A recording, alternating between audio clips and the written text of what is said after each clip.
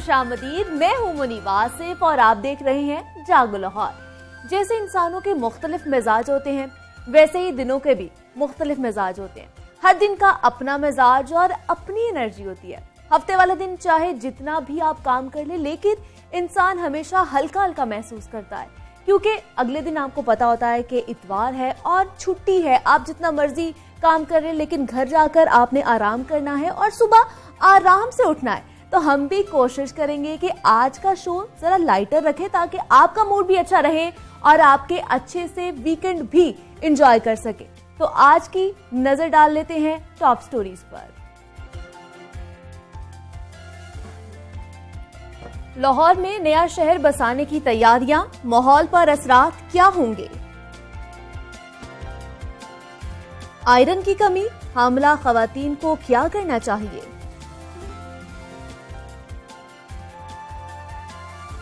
सर्दी में स्किन का ख्याल कैसे रखें?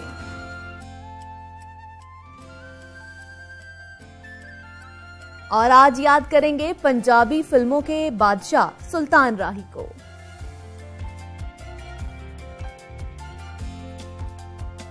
जनाब, टॉप स्टोरीज आप जान चुके हैं आप, और आपको अंदाजा हो गया होगा कि आज का शो कितना मजे का रहने वाला है। सुकून और फ्रेशनेस इंसान के लिए बहुत जरूरी होता है, लेकिन इंसान की ये फितरत है कि वो ज्यादा से ज्यादा की लालच में हमेशा लगा रहता है और कुदरत की हसीन नज़ारों से लुत्फानंदोज नहीं हो पाता। हालांकि हम सबको चाहिए कि थोड़ा सा वक्त अपने लिए निकालें और कुदरती माहौल को एंजॉय किया करें।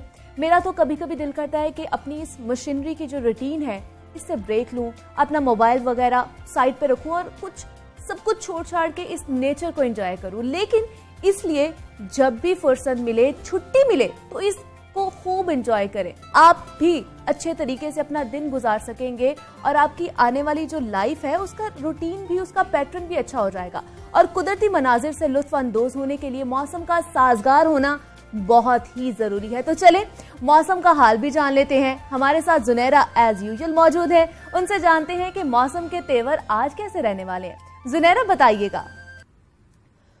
बिल्कुल, सुबह सवेरे से तो कहा जा सकता है खुशगवार सा मौसम होता है और धुंध के जो बादल हैं वो आसमान पे थोड़े बहुत दिखाई देते हैं और साथ ही जो खुले मैदानी इलाके हैं, मोटरवेज बंद होती हैं सुबह के औकात में। लेकिन महकमा मौसमियात की जानिब से ये बताया जा रहा है कि ये जो मेहमान है धुंध के बादल, ये भी अब चंद रोज के लिए ही रह गए हैं और ये बताया जा रहा है कि 20 जनवरी के बाद जो है इसमें कमी आना शुरू हो जाएगी। और यकीनन इससे शहरियों को थोड़ा सा मुश्किल तो होती है, लेकिन कहा भी जा सकता है कि थोड़ी सी देर के लिए सर्दी मेहमान होती है और जब तक सर्दी की सौगातें पूरी तरह से ना मिल जाए तो पता ही नहीं चलता सर्दी आई है। तो आजकल जो मौसम है काफी खुशगवार सा है। बहुत ज्यादा जो सर्दी है, क्योंकि बहुत ज्यादा जब धुंध हो जाती थी और हद निगाह बिल्कुल जीरो हो जाती थी, तो उससे हम लोग को सुबह के औकात में काफी ज्यादा सर्दी के जो इफेक्ट्स थे वो देखने पड़ते थे, बहुत सारा कुछ कैरी करना पड़ता था। लेकिन ये एक हफ्ते से कहा जा सकता है कि काफी हद तक रिलीफ मिला हुआ है और शहरी इस मौसम को एंजॉय भी करते हुए दिखाई दे रहे हैं। जो कि सर्दियां जैसे आती हैं हर साल, ये अब वो मौसम चल रहा है, क्योंकि इस साल हम लोगों ने देखा कि सर्दी की शिद्दत भी बहुत ज्यादा रही है। जी ठीक है जी, बहुत शुक्रिया जुनैरा। तो जुनैरा हमें बता रही थी कि आज और कल मौसम बहुत ही अच्छा रहने वाला है, और जब मौसम अच्छा हो तो आपको पता है कि वीकेंड और भी मजे का हो जाता है। वैसे भी बागों के शहर लाहौर में मौसम अच्छा होना भी खुशकिस्मती ही माना जाता है। गुज़श्ता कुछ सालों से लाहौर की फजा में आलूदगी की शरह मुसलसल बढ़ती जा रही है। सर्दी का मौसम शुरू होते ही स्मॉग शहर को अपनी लपेट में ले लेती है। शहर भी हर गुजरते दिन के साथ फैलता ही जा रहा है और जैसे जैसे शहर की आबादी बढ़ रही है, वैसे वैसे ही शहर के मसाइल भी बढ़ रहे हैं। अब तो वैसे भी किसी दौर में लाहौर की खूबसूरती को चार चांद लगाने वाले दरियाए रावी के किनारे नया शहर आबाद करने की बात हो रही है। कुछ दिन पहले लाहौर हाईकोर्ट ने एनवायरमेंट इम्पैक्ट असेसमेंट के बगैर रावी रिवर अर्बन प्रोजेक्ट को तामीर करने से रोक दिया था, लेकिन अब रावी अर्बन डेवलपमेंट अथॉरिटी की जानिब से मंसूबे के माहौलियाती असरात की जायजा रिपोर्ट तैयार कर ली गई है। रावी अर्बन डेवलपमेंट अथॉरिटी के तर्जुमान SM इमरान ने कहा कि माहौल को बेहतर बनाना ही रावी अर्बन डेवलपमेंट मंसूबे की असल बुनियाद है और नए शहर में 60 लाख पौधे लगाए जाएंगे। ये पौधे कब लगेंगे, उनसे लाहौर की फजा में क्या तब्दीली आएगी और रावी अर्बन डेवलपमेंट मंसूबा लाहौर पर क्या असरात मुरतब करेगा, इन सब मामलात पर आज हमने बात करनी है। हमारे साथ मौजूद हैं हमारी आज की गेस्ट माहिर माहौलियात हैं महक मसूद। महक, बहुत शुक्रिया आपका, आपने हमें वक्त दिया। महक, आज हम बात करने जा रहे हैं बहुत ही अहम मंसूबे पर। रावी रिवर अर्बन डेवलपमेंट जो मंसूबा हमने शुरू किया है वो माहौल दोस्त है। देखिए, कोई भी प्रोजेक्ट इनिशियली माहौल दोस्त नहीं होता। वर्ल्ड ओवर दुनिया में हर प्रोजेक्ट जो डेवलपमेंट के प्रोजेक्ट्स हैं उसका माहौल दोस्त होना या उसको एनवायरमेंटल फ्रेंडली जो कहते हैं उसको बनाया जाता है। इसमें इंटरवेंशंस लिए जाते हैं जब आप उसे प्लान कर रहे होते हैं, जब आप उसको फिजिबिलिटीज़ बना रहे होते हैं। सो उसमें क्योंकि हम ये अर्बन सेटिंग्स जो हैं, हम लोगों ने ये जो सिटीज़ शहर बनाए हैं, ये एक हमने नेचुरल इकोसिस्टम को डिस्टर्ब करके बनाया है। तो कोई भी प्रोजेक्ट इफ़ाई से कि माहौल दोस्त उसको बनाया जाता है, वो होता नहीं है नेचुरली। ठीक है, लेकिन कुछ प्रोजेक्ट्स हैं कि जो एनवायरमेंटल फ्रेंडली होते हैं, जिसका आप जब आगा बनाएं तो उसके ऊपर नेचर के ऊपर इम्पैक्ट नहीं होता। लेकिन आप अर्बन डेवलपमेंट की बात करें और अगर मिस अर्बन मैनेजमेंट जो कि अब हमारे बहुत सारे सिटीज़ में हो रहा है, विच इज़ इसको टर्म बोली जाती है technically speaking, it's become urban sprawl. तो वो कभी भी it's not a good measure, वो एनवायरमेंटल फ्रेंडली तो बिल्कुल भी नहीं है। ठीक है। तो कहा जाता है कि जो हमारे माहिरीन हैं, माहौलियाती माहिरीन, उनको तहफ़्फ़ुज़ात हैं इस प्रोजेक्ट से। क्या तहफ़्फ़ुज़ात हैं उनको? देखिए, ये जो रिवर रावी ये जो प्रोजेक्ट है, इसका मेन जो है इट्स हम लोग जो इकोसिस्टम है, नेचुरल हैबिटेट है, यानी कि जो वहाँ का एक कुदरती एनवायरनमेंट है, निज़ाम आब हयात और वो जो रिवर वाटर है उसमें डिस्ट्रप्शन होगा। अच्छा। रिवर रावी अनफॉर्चुनेटली प्रीवियसली काफ़ी 20-30 सालों से बड़ा निगलेक्टेड है। इसमें आप अगर इसकी एक होती है biological oxygen demand, chemical oxygen demand, so it's अब ये तो बिल्कुल भी आबाई जो हमारी फिशरीज हैं या उसके लिए तो बिल्कुल अनफिट है। ठीक है। इसका पानी जो है इट्स अनहेल्दी। तो इसके ऑलरेडी बहुत सारे इसके ऊपर रिजर्वेशंस रहे हैं एनवायरमेंटलिस्ट के, इकोलॉजिस्ट के, बायोलॉजिस्ट के, फ्रेश वाटर एक्सपर्ट्स के। तो अब जब ये नया प्रोजेक्ट हुआ है, जैसे हमारे बहुत सारे प्रोजेक्ट्स होते हैं वो शुरू हो जाते हैं, उसकी प्रॉपर, जैसे मैंने एक्सप्लेन किया, उसकी प्रॉपर अर्बन प्लानिंग नहीं है, उसकी प्रॉपर फिजिबिलिटीज नहीं है कि अगर वो बन जाएगा तो उसका बैकलैश है, and then there is obviously cutting. तो क्या आपको लगता है कि इस प्रोजेक्ट की प्रॉपर प्लानिंग है, प्रॉपर फिजिबिलिटी रिपोर्ट है? देखिए, अभी इसकी EIA सबमिट हुई है as per the law. Punjab environmental protection act है पाकिस्तान में। पहले पाकिस्तान एनवायरमेंटल प्रोटेक्शन एक्ट था, उसके बाद 18 अमेंडमेंट के बाद जब एनवायरमेंट जैसे माहौलियात है वो एक प्रोविजनल सब्जेक्ट हो गया, तो उसके बाद अब पंजाब एनवायरमेंटल प्रोटेक्शन एक्ट है। उसके मुताबिक आपको जब आपको कोई प्रोजेक्ट सबमिट कराना होता है या आपको कोई प्रोजेक्ट स्टार्ट करना होता है तो आपकी उसकी एनवायरमेंटल इम्पैक्ट असेसमेंट होगी। ठीक है। क्योंकि ये एक बहुत मेगा प्रोजेक्ट है, ये बहुत लार्ज स्केल का प्रोजेक्ट है, तो इनिशियली इसकी environmental impact assessment before like I think so इस प्रोजेक्ट की कंस्ट्रक्शन स्टार्ट होने से 1 साल पहले होनी चाहिए थी। उसमें बहुत सारी चीज़ें होती हैं, उसमें हाइड्रोलॉजिकल स्टडी होती है, उसमें रिसेटलमेंट स्टडी होती है, उसमें सोशल इम्पैक्ट असेसमेंट होती हैं, उसमें लोगों की आपको राय को केटर करना होता है। नॉट ओनली हमारी जो इकोलॉजिकल इकोसिस्टम डिस्टर्ब है, वहाँ पे लोग जो रह रहे हैं उनका क्या पॉइंट ऑफ व्यू है इस प्रोजेक्ट ऐसे ही है। लेकिन महक, हमारी गवर्नमेंट ने 60 लाख पौधे लगाने का भी ऐलान किया है वहाँ पर, तो क्या आपको लगता है कि इसके बाद वो जो एनवायरमेंटल प्रॉब्लम्स हैं वो सॉल्व हो सकती हैं? देखिए, 60 लाख पौधे जब लगेंगे वो एक considering to current government is काफ़ी they are into this initiatives environment और वो सारे, लेकिन मेरे ख्याल से अगर एक एज एन एक्सपर्ट देखें तो इसको फेज बाय फेज होना चाहिए। ठीक है, ताकि आप प्लांटेशन कर लें, फिर आपकी कंस्ट्रक्शन हो। तो अगर एज अ प्रोजेक्ट जैसे रिवर रावी, इसका कॉन्सेप्ट जो है वो ग्लोबली जैसे सिटीज़ हैं मेलबर्न, लंदन, उस थीम्स पर है। अगर आप वहाँ देखें, वहाँ पर रिवर के किनारे ही प्रोजेक्ट्स बने हुए हैं। बट माई सेल्फ, क्योंकि मैं अभी I been in Melbourne for a while, और वो बिल्कुल इसी तरीके से है जैसे रिवर के जैसे ये प्रोजेक्ट बन रहा है। तो उन्होंने प्लांटेशंस जो हैं और वो उन्होंने टाइम साइड बाय साइड किया है। एकदम से हम बहुत सारे प्रोजेक्ट्स जो हैं रोल आउट कर देते हैं और उसकी रिपरकशंस के ऊपर कोई ज़्यादा डेलिब्रेशंस एक्सपर्ट्स कर भी रहे होते हैं, लेकिन प्रेशर होता है कि हमने एग्जीक्यूट करना है प्रोजेक्ट। और फिर हम लोग ये नहीं देखते कि लॉन्ग टर्म इम्पैक्ट क्या है, लेकिन 5 साल में 10 साल में अगर ये एक अर्बन डेवलपमेंट हो रही है, इसका सॉइल के ऊपर क्या है इम्पैक्ट, इसका एयर के ऊपर क्या इम्पैक्ट है। महक, हमारे यहाँ पे मास्टर प्लान बनता है किसी चीज को बनाने के लिए, लेकिन वो फिर रातों रात ही चेंज कर दिया जाता है। आप बाहर के ममालिक की भी बात कर रही हैं, क्या वहां पर भी ऐसा होता है या सिर्फ यहाँ पर होता है?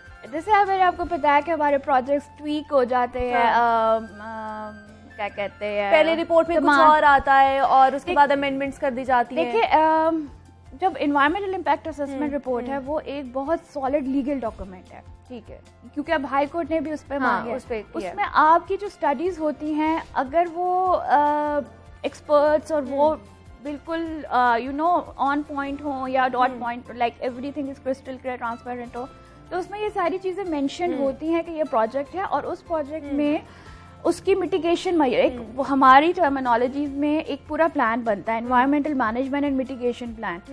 अगर 60% भी उस प्लान को इम्प्लीमेंट कर दें तो हम बहुत सारी चीज़ों को सेफ आउट कर सकते हैं, ठीक है। लेकिन जब हमारी कंस्ट्रक्शन स्टार्ट होती है, हमारे यहाँ वो प्रैक्टिसेस या कंप्लायंसेस लेवल नहीं है जो कि ग्लोबली हैं। अच्छा, लाइक हमारी चीज़ें स्टार्ट हो जाएंगी, रोल आउट हो जाएंगी, कंस्ट्रक्शन स्टार्ट हो जाएगी। आप वहाँ पे बेशक देखें, जब कंस्ट्रक्शन हो रही होती है तो डस्ट कितनी ज़्यादा होती है।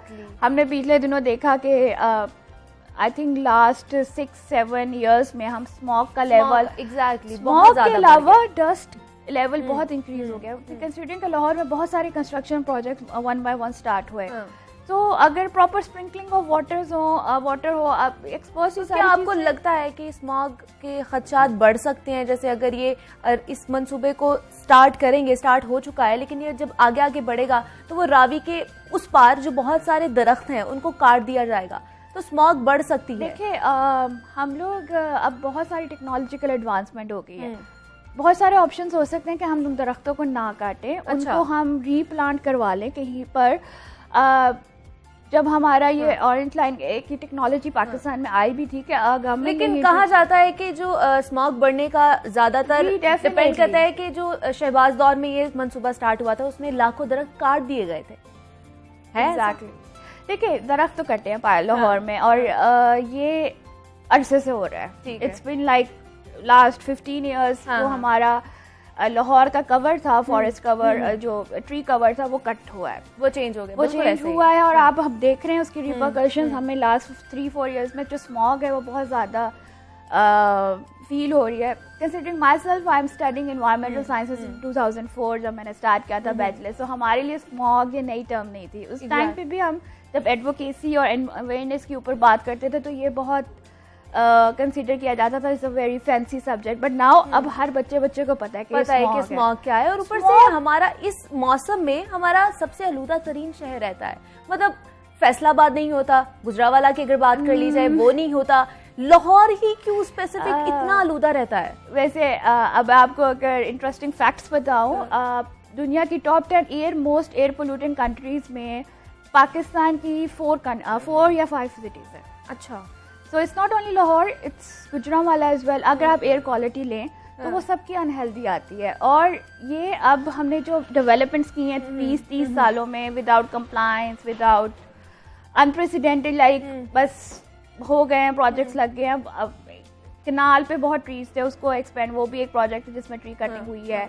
तो ये सारी चीजें हुई हैं जिसके अब हमें रिपरकशंस हमें मिल रहे हैं। ठीक है। और अब जो हम डेवलपमेंट करेंगे आगे 20 साल में उसको, तो क्या आपको लगता है जितने हमने दरख्त काट लिए हैं उतने हम लगा सकते हैं? देखिए, ये तो बहुत एक आप समझ लें एम्बिशियस सा टारगेट है, लेकिन अगर विल है तो देयर आर सम टेक्नोलॉजी जो अब वर्ल्ड वाइड हो रही है कि रैपिड फॉरेस्टेशन हो जाती है, सस्टेनेबल फॉरेस्टेशन हो जाती है। लेकिन लाहौर के जो दरख्त हैं, ये जो कनाल पे, ये बहुत I would say very valuable, very कीमती हैं, इंडिजिनस है। तो ठीक है, डेवलपमेंट अब हम अवॉइड नहीं कर सकते, ये एक एज एन एक्सपर्ट भी हमें एक है, लेकिन आप इस जैसे मैंने आपको बताया, आप ट्रीज को उठा के इसमें थोड़ा देखें, इसमें अगेन आपको ना एफर्ट्स और वो दिल पुट अप करना है इस प्रोजेक्ट के लिए कि आप वो ट्रीज निकालें और पर टाइमली आप उन्हें कहीं और प्लांट कर दें, then you can bring them back to that place. और इवन अगर आप दरख्त को पूरा काटें मत, उसको ऐसे निकालें ताकि वो कहीं आप और प्लांट कर दें, तो आप वो बैलेंस कर सकते हैं। महक, आपने बताया कि ज़रूरी नहीं है कि प्लांट्स को उखाड़ ही दिया जाए, उनको आप दूसरी जगह मुंतकिल करके दोबारा वहाँ पर लगा सकते हैं। लेकिन अभी हमारे गवर्नमेंट ने ऐलान भी किया है कि रिवर रावी का जो पानी है उसको साफ करने के लिए ट्रीटमेंट प्लांट्स लगाए जाएंगे। क्या आपको लगता है इतने बड़े रिवर को साफ किया जा सकता है उन प्लांट से? ट्रीटमेंट प्लांट्स अच्छी टेक्नोलॉजीज़ हैं, लेकिन अगेन अगर आप उसको मेरे पॉइंट ऑफ व्यू से मैं बोलूँ तो कुछ अर्सा पहले प्रपोजल ये आया था कि हम इसको बायो रेमिडिएशन पे लेके जाएं। अच्छा। क्योंकि रिवर रावी आप खुद बता रहे हैं, इट्स अ वास्ट एरिया और बहुत ज़्यादा पानी है। सो नेचर भी अब दुनिया और अप्रोचेस जो है वो नेचर बेस्ड सॉल्यूशंस पे जा रही हैं। ठीक है, ट्रीटमेंट प्लांट्स लगने में कोई मुजायका नहीं है, वो लगने चाहिए, बल्कि रिवर रावी पे नहीं पूरी सिटी में लगने चाहिए, क्योंकि हमें वो ट्रीटेड वाटर चाहिए। लेकिन नेचर बेस्ड सॉल्यूशंस के ऊपर हमें अपना फोकस ज़्यादा करना चाहिए, क्योंकि वो हम इजीली अचीव कर सकते हैं। कुछ अर्सा पहले रिवर रावी के लिए एक EPD और बहुत सारे जो हमारे इदारे हैं उन्होंने प्रपोजल रखा था कि इसमें बायो रेमिडिएशन के मेथड से ये करें। बायो रेमिडिएशन अगर मैं आसान लफ्ज़ों में आपको बताऊं कि आप उधर पौधे उगाएं और वो पौधे जो होते हैं वो एक्सट्रैक्ट करते हैं और वो जो पोल्यूटेंट्स ऑफ द वाटर और वो वेटलैंड्स के सॉर्ट पे होते हैं। तो वेटलैंड्स में आप छोटी छोटी पौधों के क्वेश्चंस लगाते हैं डिफरेंट एरियाज में। So वो they naturally treat the water, they cleanse the water, which is a natural way of doing it। कि एक कुदरती निज़ाम के तहत आपका जो पानी है वो ट्रीट हो जाता है। आपको केमिकल्स डालने की ज़रूरत नहीं पड़ती, आपको कुछ एक्स्ट्रा टेक्नोलॉजी लाने की ज़रूरत नहीं पड़ेगी। आपको कोई ट्रीटमेंट प्लांट होते हैं उसमें बहुत सारे ऑपरेशनल एंड मेंटेनेंस इश्यूज होते हैं, डिफरेंट टाइप के ट्रीटमेंट प्लांट हैं। तो वो नेचर बेस्ड सॉल्यूशंस का ये बहुत फ़ायदा है कि वो नेचुरली ट्रीट होके और वो रिवर आपके जो BOD COD और जो भी वाटर के लेवल्स हैं उसको वो बिल्कुल क्लीन वाटर के लेवल पे ले आते हैं। प्लांट्स उगाएं और उन्हीं से आप ट्रीट करें तो it makes a major difference. और इस तरीके के जो सेटअप्स हैं वर्ल्ड ओवर काफ़ी सक्सेसफुल रहे हैं। ठीक है। और जैसे ये प्रोजेक्ट है, इस तरह के आप समझ लें कि गार्डन्स डेवलप किए गए हैं इस पे बायो रेमिडिएशन के ऊपर, कि आप वहाँ पे ये पानी को आप चैनलाइज कर रहे हैं and then they treated up and then it's a safe clean drinking water as well in some countries. So हो सकता है करना अगर आपको पड़े या आपके पास अंदर विल हो, आप कुछ भी कर सकते हैं। अब सब कुछ कर सकते हैं और ये भी नहीं कि आपको बहुत ज़्यादा फैंसी टेक्नोलॉजीज चाहिए, आपको इंटरनेशनल एक्सपर्ट्स चाहिए या आपको कुछ ऐसी चीज़ें चाहिए। हमारे पाकिस्तान में बहुत अच्छे कॉलेजेस फ्रेश वाटर एक्सपर्ट्स सारे हैं और ये टेक्नोलॉजीज हैं और this is also low cost as well. सो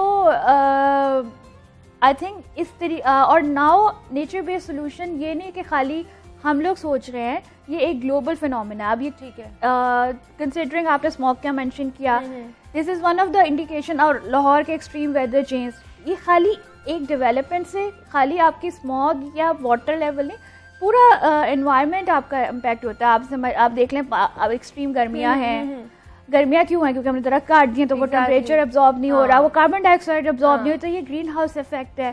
सो ये क्लाइमेट चेंज जो है ना, हम इसका सोल्यूशन क्या है आप लोगों के पास? क्या कहेंगे कि एक आम आदमी क्या करे इससे बचने के लिए? घर इंडोर प्लांट्स लगाए या क्या करे?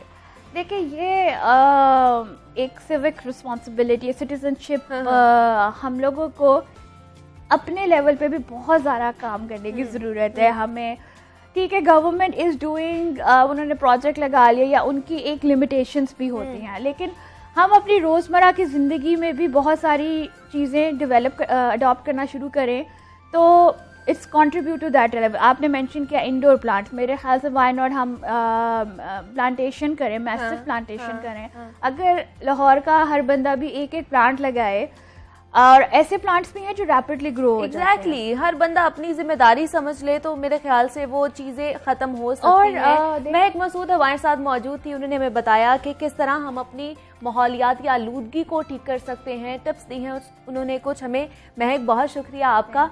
जनाब, आपकी भी कुछ जिम्मेदारी बनती है, मेरी भी कुछ जिम्मेदारी बनती है हमारे माहौल को ठीक करने के लिए। तो जो टिप्स हमें महक मसूद ने बताई है, आप भी उस पर अमल करें, मैं भी उस पर अमल करने की कोशिश करूंगी। और जो हुकूमत कर रही है वो अपना पार्ट तो अदा कर रही है, लेकिन हमारी भी एज एन इंडिविजुअल हमारी भी कुछ जिम्मेदारियां बनती हैं ताकि हम भी अपने माहौल को साजगार बना सके। हमने परसों आपको एक नन्हे अहमद शाह की एक वीडियो दिखाई थी जिसमें वो अपने भाइयों के साथ नए साल की मुबारकबाद दे रहे थे और वो वीडियो काफी इंटरनेट पे वायरल हुई थी।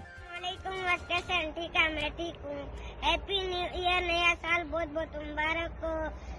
अल्लाह करे कि ये साल हमारे लिए बहुत सारी खुशियाँ लाए। अब इसी वीडियो को पाकिस्तान के मारूफ अदाकारों ने कॉपी कर लिया है। किसने और किसकी कॉपी की है आपको भी दिखाते हैं। अस्सलाम वालेकुम, आप ठीक हैं? मैं ठीक हूँ। हैप्पी न्यू ईयर, नया साल बहुत बहुत मुबारक हो। अल्लाह करे ये साल हमारे लिए बहुत सारी खुशियाँ लेके आए। वीडियो आपने देखी कि पाकिस्तान के मारूफ अदाकार और हिदायतकार यासिर नवाज ने भी अहमद शाह की वीडियो से मुतासिर होकर ये वीडियो जारी की है।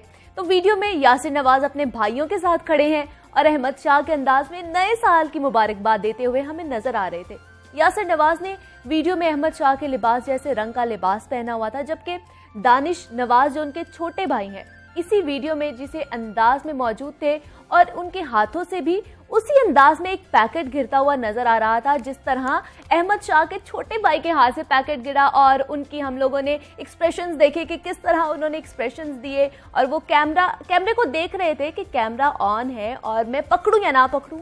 और वैसे ही दानिश नवाज ने भी वैसे ही एक्सप्रेशन अपने दिए हैं। तो जनाब, एक ये वायरल वीडियो थी जो हमने आप तक पहुंचाई है। तो जनाब, अभी के लिए इतना ही, मिलते हैं एक ब्रेक के बाद।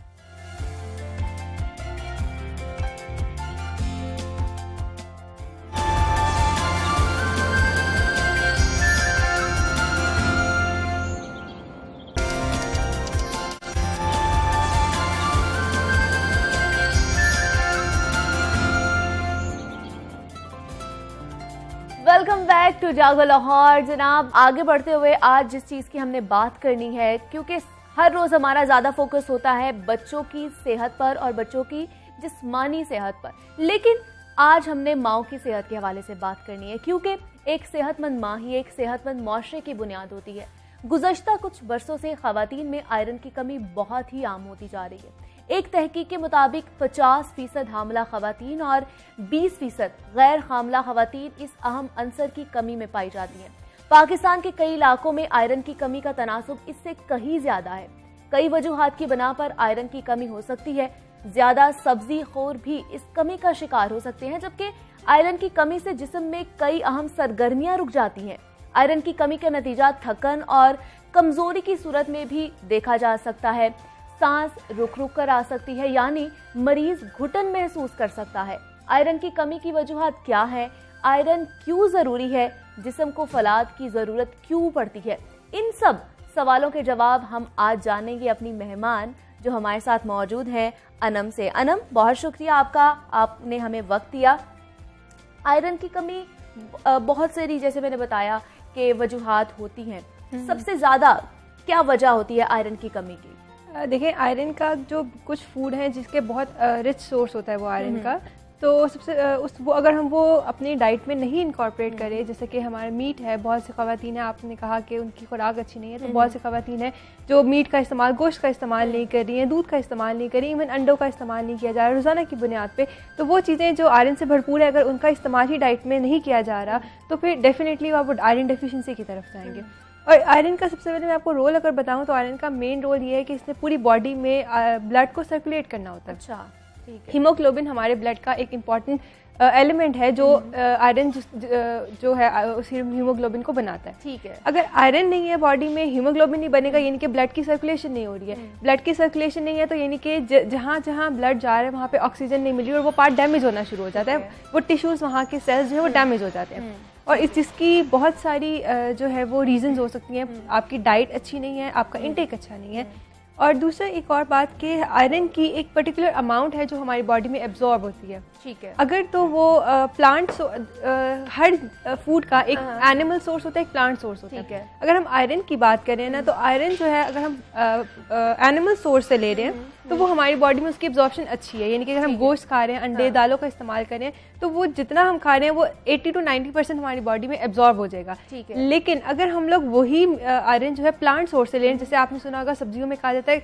पालक में आयरन बहुत अच्छा बहुत ज्यादा है, हाँ। लेकिन जो प्लांट सोर्स से हम लोग आयरन लेते हैं, जो सब्जियों से हम आयरन लेते हैं, उसकी एब्जॉर्प्शन अच्छी नहीं होती बॉडी अच्छा, मतलब दोनों में अलग अलग आयरन की डेफिशिएंसी और वो बिल्कुल। जो पाए जाते हैं, बिल्कुल। इंपॉर्टेंस पाई जाती हाँ है। जी, बिल्कुल, क्योंकि ओके। वेजिटेबल्स में बहुत सारे मिनरल्स हैं, उसके साथ साथ बहुत से हम कहते हैं एंटी न्यूट्रिएंट प्रॉपर्टीज भी होती हैं। यानी कि कुछ ऐसे एलिमेंट्स भी उसमें होते हैं जो डिफरेंट न्यूट्रिएंट्स की एब्जॉर्प्शन को हिंडर करते हैं। अच्छा। पालक में आयरन तो है, लेकिन पालक में ऑक्सलेट्स भी बहुत ज्यादा हैं। ऑक्सलेट्स क्या करते हैं बॉडी में, जब हमारी बॉडी में जाते हैं तो बॉडी में एब्जॉर्ब नहीं होते, लेकिन जब बॉडी से एक्सक्रीट आउट होते हैं ना, तो बहुत से इंपॉर्टेंट वाइटामिन मिनरल्स जो है उसको अपने साथ बाइंड करके बॉडी से एक्सक्रीट आउट कर देते हैं। ठीक है। तो ऑक्सलेट्स जो है वो पालक में भी है, और आयरन भी है पालक में, और ऑक्सलेट्स भी है। तो आयरन जो हम पालक से ले रहे हैं ना, वो हमारी बॉडी में जस्ट 10-15% एब्जॉर्ब होगी। लेकिन जो हम गोश्त से ले रहे हैं, दालों से ले रहे हैं, जो हम नट्स सीड्स से ले रहे हैं, आयरन उसकी एब्जॉर्प्शन बॉडी में अच्छी होती है। तो ये सोर्स जो है वो बहुत मैटर करता है। ये मतलब हम कहते हैं कि सब्जियां खाएं, हमें बहुत ज्यादा चीजें और मिनरल्स और विटामिन और आयरन मिलेंगे, लेकिन यहाँ पे कुछ उल्टा ही है। तो अनम कहते हैं कि अभी हम हामला खवातीन के बारे में बात करें कि उनमें आयरन की डेफिशिएंसी बहुत ज्यादा हो जाती है। बिल्कुल। उनमें क्यों हो जाती है? देखिए, इसमें बहुत सारी रीजंस हैं। किन रीजंस की देखें, एक तो ये कि अगर वो फीमेल प्रेगनेंसी से पहले, सबसे मेन रीजन तो ये है कि प्रेगनेंसी से पहले वो आयरन डेफिशिएंट थी और उसने उसको डायग्नोज नहीं करवाया। इसकी सबसे बड़ी रीजन क्या आ जाती है कि जब देखें शादी से पहले ये फीमेल्स क्या करती हैं, लड़कियां यूजुअली क्या करी होती हैं कि 2-3 मंथ्स में उनका टारगेट होता है, उन्होंने वेट रिडक्शन पे जाना होता है। तो वो क्या करती हैं, सारा दिन स्टार्व करके भूखा रह के उन्होंने वेट रिड्यूस करना होता है। जो माइक्रो न्यूट्रिएंट डेफिशिएंसीज है वहां से स्टार्ट होती हैं। जो सारी कॉम्प्लिकेशंस आपको शादी के बाद फीमेल्स को देखना पड़ती हैं, उसमें बहुत सारी जो है कॉम्प्लिकेशंस आती है। खाली आयरन डेफिशिएंसी नहीं है, कैल्शियम विटामिन डी डेफिशिएंसी आ जाती है। इसके साथ फिर ड्यूरिंग प्रेगनेंसी उसमें मिसकैरेजेस के चांसेस ज़्यादा हो सकते हैं। अगर फीमेल प्रेग्नेंट है और उसमें आयरन डेफिशिएंसी है तो उसमें फिर बेबी की जो बर्थ है, लो बर्थ बेबी की डिलीवरी भी हो सकती है।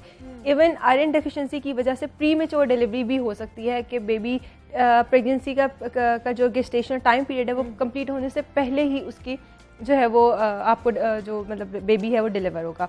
उसके अलावा फीमेल्स में बहुत से कॉम्प्लिकेशंस आती हैं। इवन आफ्टर डिलीवरी भी iron deficiency due to blood loss, आपका आयरन डेफिशिएंसी के चांसेस ज़्यादा हो सकते हैं। तो हम किस तरह इसको डेफिशिएंसी को मेंटेन रख सकते हैं? अगर एक हामला खातून की बात की जाए तो वो किस तरह, कहा जाता है कि जो प्रेग्नेंट वुमेन होती है वो अपनी प्रेगनेंसी में 2 बंदों का खाना खाती है, ऐसा है?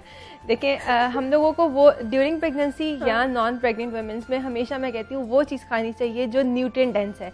हम लोग प्रेगनेंसी में सबसे पहली बात तो ये कि pregnancy is not a disease. Pakistan में हमने इसको एक डिजीज़ कंसिडर किया हुआ है। इफ समवन इज एक्सपेक्टिंग तो वो हम लोगों ने बिल्कुल बेड रेस्ट पे चले जाना है, हमने सेडेंटरी लाइफ पे आ जाना है। तो pregnancy is not a disease, ये एक सबसे पहले इंपॉर्टेंट चीज़। दूसरा, आप डेफिनेटली आपने हमारी हम कहते हैं कि कैलोरी रिक्वायरमेंट जो है वो नॉर्मल से थोड़ी इंक्रीज कर जाती है।